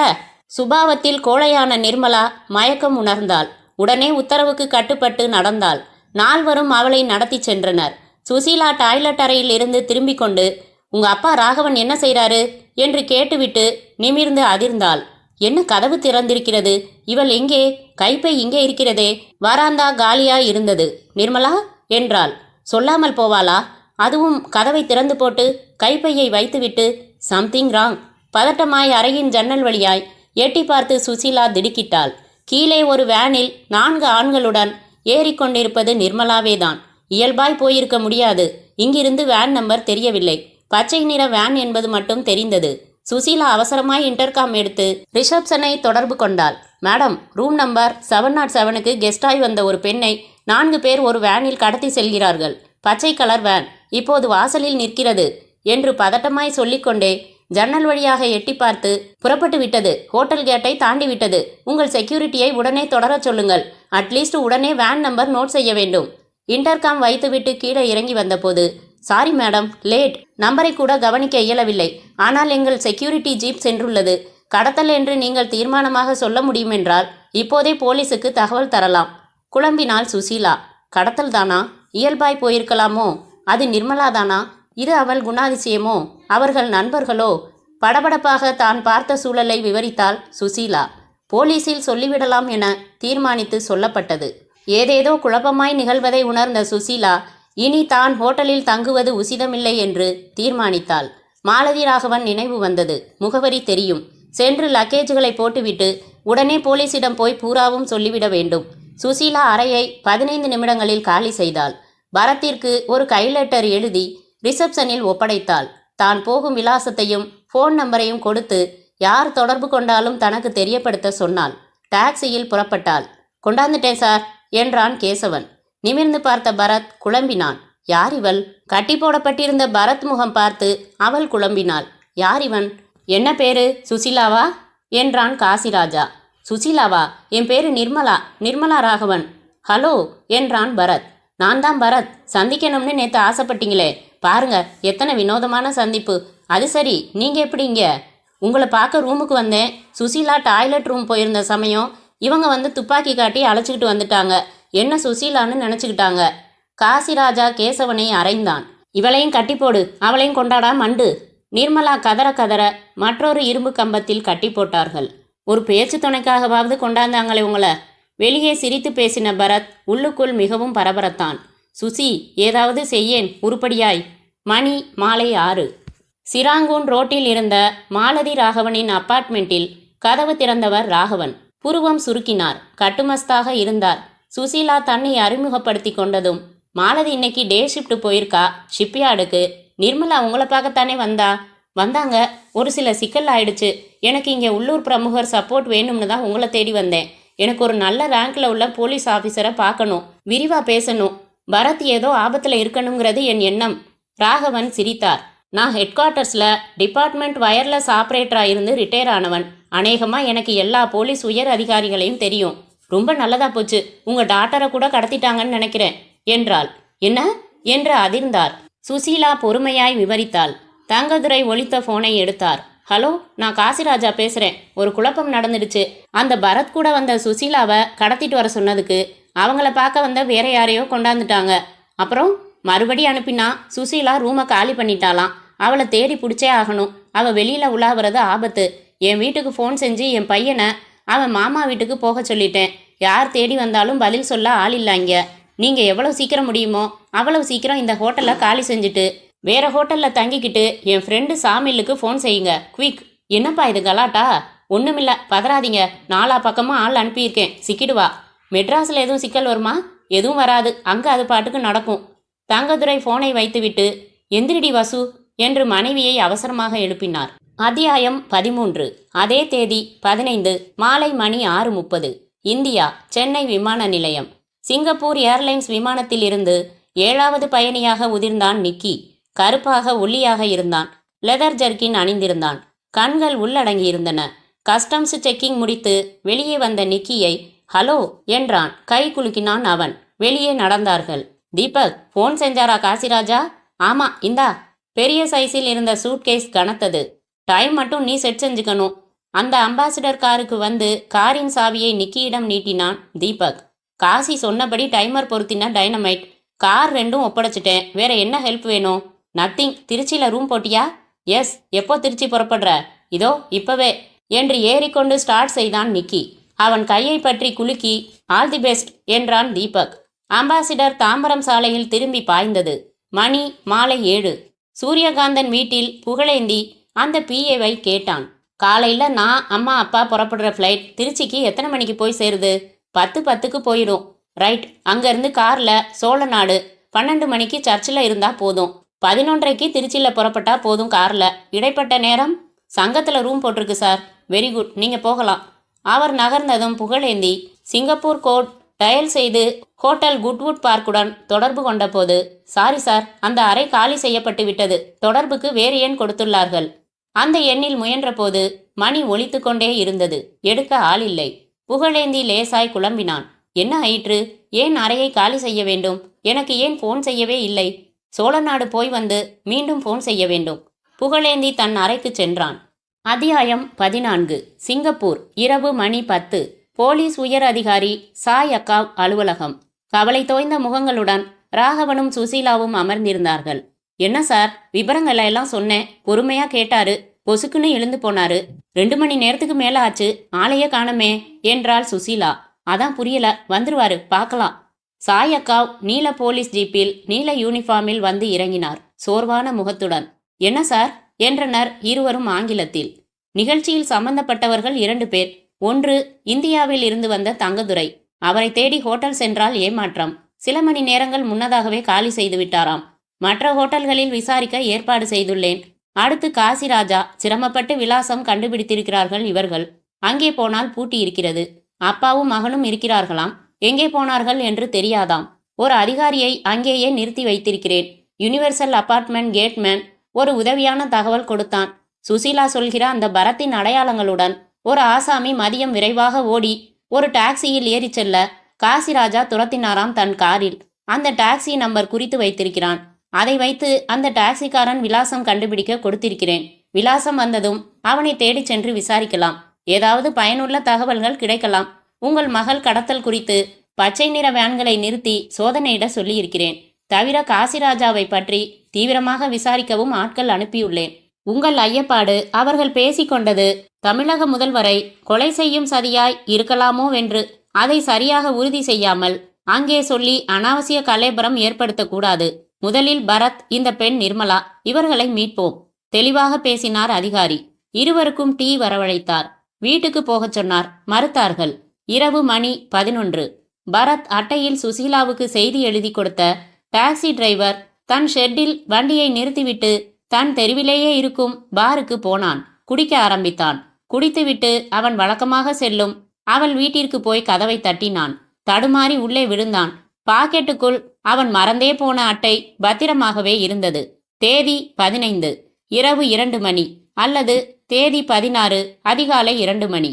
நிக்கி சோழநாடு வந்து சேர்ந்தான். சர்ச்சுக்கு தொலைவாகவே காரை நிறுத்தி இறங்கி சூட்கேஸுடன் நடந்தான். வர்ண தோரணங்கள் கட்டியிருந்தார்கள். கட்டியவர்கள் அசதியாய் உறங்கிக் கொண்டிருந்தார்கள். கல்லறை பகுதியில் எவரும் இல்லை. கழுவி சுத்தம் செய்யப்பட்டிருந்த பெர்னாண்டஸின் கல்லறையை சுலபமாக கண்டுபிடிக்க முடிந்தது. அதன் முன்னால் ஜெபம் செய்பவன் போல மண்டியிட்டு அமர்ந்தான் நிக்கி. மண் தரையில் சின்ன கத்தியால் பள்ளம் தோண்டினான். சூட்கேஸ் திறந்து டைனமைட் எடுத்தான். டார்ச் அடித்து பார்த்து 1:10 என்று நேரம் செட் செய்து ஆன் செய்து பள்ளத்தில் வைத்தான். மூடினான். மணலை நிரவினான். நடந்தான். ஒரு ஈ காக்கை அவனை ஏன் என்று கேட்கவில்லை. காரில் சோழநாடு விட்டு விலகி திருச்சி வந்து ஏற்கனவே வேறு பெயரில் தீபக் பதிவு செய்து வைத்திருந்த லாட்ஜில் தங்கினான். சுகமாக உறங்கி போனான். 16ஆம் தேதி காலை 9 மணி. சாய் அக்காவ் மிக சோர்ந்து காணப்பட்டார். அந்த டாக்ஸி டிரைவரின் விலாசம் கண்டுபிடித்தாயிற்று. ஆனால் அவன் தன் வீட்டிற்கே வரவில்லை. ஷெட்டில் கார் மட்டும் நிற்கிறது. எங்குதான் போனானோ? அவன் வீட்டு வாசலில் ஆள் போட்டுள்ளேன். காசிராஜா தங்கதுரையை நாலாபுறங்களிலும் தேடிக்கொண்டிருக்கிறார்கள்.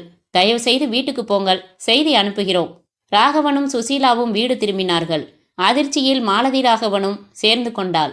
மரம் மறுக்கும் மில்லின் குடோனில் பரத் இரவு முழுக்க நின்ற நிலையிலேயே அசதியில் உறங்கினவன் இப்போதுதான் விழித்தான். இரவு முழுக்க விட்டுவிட்டு குறுக்கு யோசனைகள் செய்து மனம் களைத்து போயிருந்தது. எதிரே நிர்மலா வெட்டின வாளை போல சரிந்து கிடந்தாள். மயக்கம் அல்லது உறக்கம். சுற்றிலும் நேற்று நின்ற தடியர்கள் யாரையும் காணவில்லை. காசிராஜாவையும் காணோம். நைலான் கயிறு உடம்பில், கைகளில், கால்களில் அழுத்தி வலித்தது. பசித்தது. அட்லீஸ்ட் ஒரு சிகரெட் கூட பிடிக்க முடியாமல் பரத் முகம் பிரகாசமானது. மை காட், என் பேண்ட் பாக்கெட்டில் சிகரெட் கேஸ் இருக்கிறது. நேற்று காசிராஜா எடுத்து பார்த்துவிட்டு சிகரெட்டா என்று மீண்டும் செருகிவிட்டான். கத்தியை மட்டும் எடுத்துக்கொண்டான். இது ஏன் எனக்கு நேற்று உரைக்கவில்லை? சிகரெட் கேஸ் முனையில் லைட்டர் இருக்கிறது. லைட்டரில் நெருப்பு உருவாக்கலாம். நெருப்பு ஒரு ஆயுதம். மணிக்கட்டில் நேரம் பார்த்து பதறினான். 10. இவர்கள் திட்டப்படி அங்கே அந்த நிக்கி எல்லா ஏற்பாடுகளும் செய்து விட்டிருந்தால் இன்னும் 3 மணி நேரத்தில் சூரியகாந்தன் வெடித்து சிதறி விடுவார். சுசீலா எச்சரித்திருப்பாள். எச்சரித்தாளா? தெரியவில்லையே. பின்பக்கம் கட்டப்பட்ட கைகளால் பரத் மெல்ல அந்த சிகரெட் கேஸை மேலே தள்ளி பாக்கெட்டில் இருந்து தன் கைகளுக்குள் விழச் செய்தான். பொசிஷன் செய்து கொண்டு கிளிக் செய்ய ஜுவாலை கையை சுட்டது. சுடாதவாறு மாற்றி பிடித்து கொண்டான். கழுத்தை திருப்பி அசைத்து ஜுவாலை நைலான் கயிறில் படும்படி பிடித்து கொண்டான். அது உருக ஆரம்பித்தது. சாய் அக்காவுக்கு அந்த அதிகாரி போனில் தகவல் கொடுத்தார். சார், காசிராஜாவை பற்றி விசாரித்ததில் அவனுக்கு போஸ் என்று ஒரு நண்பன் உண்டு. அவன் மரம் மறுக்கும் மில் ஜெர்வியஸ் ரோட்டில் வைத்திருக்கிறான். காசிராஜாவை எப்போதும் அங்கே பார்க்கலாமாம். சாய் அக்காவ் அந்த மரமில்லுக்கு தனியாக போவதை விட ஒரு ரெய்டு போல குரூப்பாக செல்ல முடிவு செய்து புறப்பட்டார். பரத் கைக்கட்டை எரித்து தளர்த்தி கொண்ட பின் 3 வினாடிகளில் மொத்தமாக விடுதலை அடைந்தான். உடனே எதிரே இருந்த நிர்மலா ராகவனை விடுவித்தான். இருவருமாக குடோன் வாசலுக்கு வந்து அதன் மூடியிருந்த ஷட்டரை சோதித்து பார்த்து தயங்கினார்கள். அதே சமயம் ஷட்டரின் பூட்டு அந்த பக்கம் திறக்கப்படும் ஓசை கேட்டது. பரத் உடனே நிர்மலாவுக்கு ஜாடை காட்ட இருவரும் அருகில் இருந்த மர அடுக்குகளுக்கு பின்னால் ஒளிந்து கொண்டார்கள். ஷட்டர் உயர்த்தப்பட்டு 6 தடியர்களும் அவர்களைத் தொடர்ந்து காசிராஜாவும் யதார்த்தமாக உள்ளே வர தூண்களில் ஆட்களை காணாமல் பதற வினாடிகளில் இருவரும் வெளியே பாய்ந்து ஷட்டரை டமடமவென்று இழுத்துவிட்டு பூட்டவும் சைரனுடன் போலீஸ் ஜீப்புகள் வரவும் சரியாக இருந்தது. நீங்கள்தானே பரத் என்றார் இறங்கின சாய் அக்காவ். ஆமாம், மிக அவசரம். சுசீலா எங்கே? சென்னைக்கு தகவல் கொடுத்தாயிற்றா? சுசீலா ஹோட்டலில் இல்லை. மாலதி ராகவன் வீட்டில் இருக்கிறாள். சென்னைக்கு எந்த தகவலும் தரவில்லை. மை காட், சோழநாடு கிராமத்திற்கு வருகை தரும் முதலமைச்சரை சரியாக 1:10க்கு பாம் வைத்து கொள்ள சதி நடக்கிறது. உடனே அதை தடுத்தாக வேண்டும். சாய் அக்கா குடோனுக்குள் இருப்பவர்களை கைது செய்து அழைத்து வர மற்றொரு அதிகாரியிடம் பொறுப்பு ஒப்படைத்துவிட்டு வாருங்கள், அலுவலகத்திற்கு செல்வோம் என்றார். வந்தார்கள். உடனே சென்னை. திருச்சி போய்விட்டார்கள். உடனே திருச்சி. காரில் சோழநாடு புறப்பட்டு விட்டார்கள். வயர்லெஸில் பைலட் ஜீப்பில் போகும் டிஐஜிக்கு தகவல் தாருங்கள். பயணத்தை ரத்து செய்ய சொல்லுங்கள். பெர்னாண்டஸ் கல்லறையில் பாம் வைக்கப்பட்டிருக்கலாம். பயணத்தை தடுத்துவிட்டு உடனே எங்களுக்கு தகவல் தாருங்கள். தவிப்புடன் காத்திருக்கிறோம். 30 நிமிடங்களில் தகவல் வந்தது. முதல்வரின் கார் பத்திரமாக திருப்பப்பட்டது. கல்லறை அருகே புதைக்கப்பட்டிருந்த பாம் கண்டுபிடிக்கப்பட்டு செயலிழக்க வைக்கப்பட்டது. பாராட்டுக்கள், நன்றி. மேலே விவரங்கள் தேவை. விரைவில் தருகிறோம். விசாரணையில் காசிராஜா தெரிவித்த தகவலின்படி திருச்சியில் நிக்கி தங்கியிருந்த லாட்ஜ் விலாசம் திருச்சி போலீசுக்கு சொல்லப்பட்டு அவன் கைது செய்யப்பட்டான். அமைச்சர் தங்கதுரை தங்கியிருந்த மற்றொரு ஹோட்டலின் பெயரையும் காசிராஜா சொல்ல அவரும் கைது செய்யப்பட்டார். பரத், சுசீலா சென்னை புறப்பட்டார்கள். சுசி, அந்த அட்டையை டிரைவர் முன்கூட்டியே உங்ககிட்ட மறக்காம சேர்த்திருந்தா இவ்வளவு டென்ஷன் இல்லை. போலீஸ் விசாரிச்சதுக்கு சாரி மறந்துட்டேன்னு கூலா சொல்லியிருக்கான். அதோட முக்கியத்துவம் அவனுக்கு எப்படி தெரியும் என்றான் பரத் விமானத்தில்.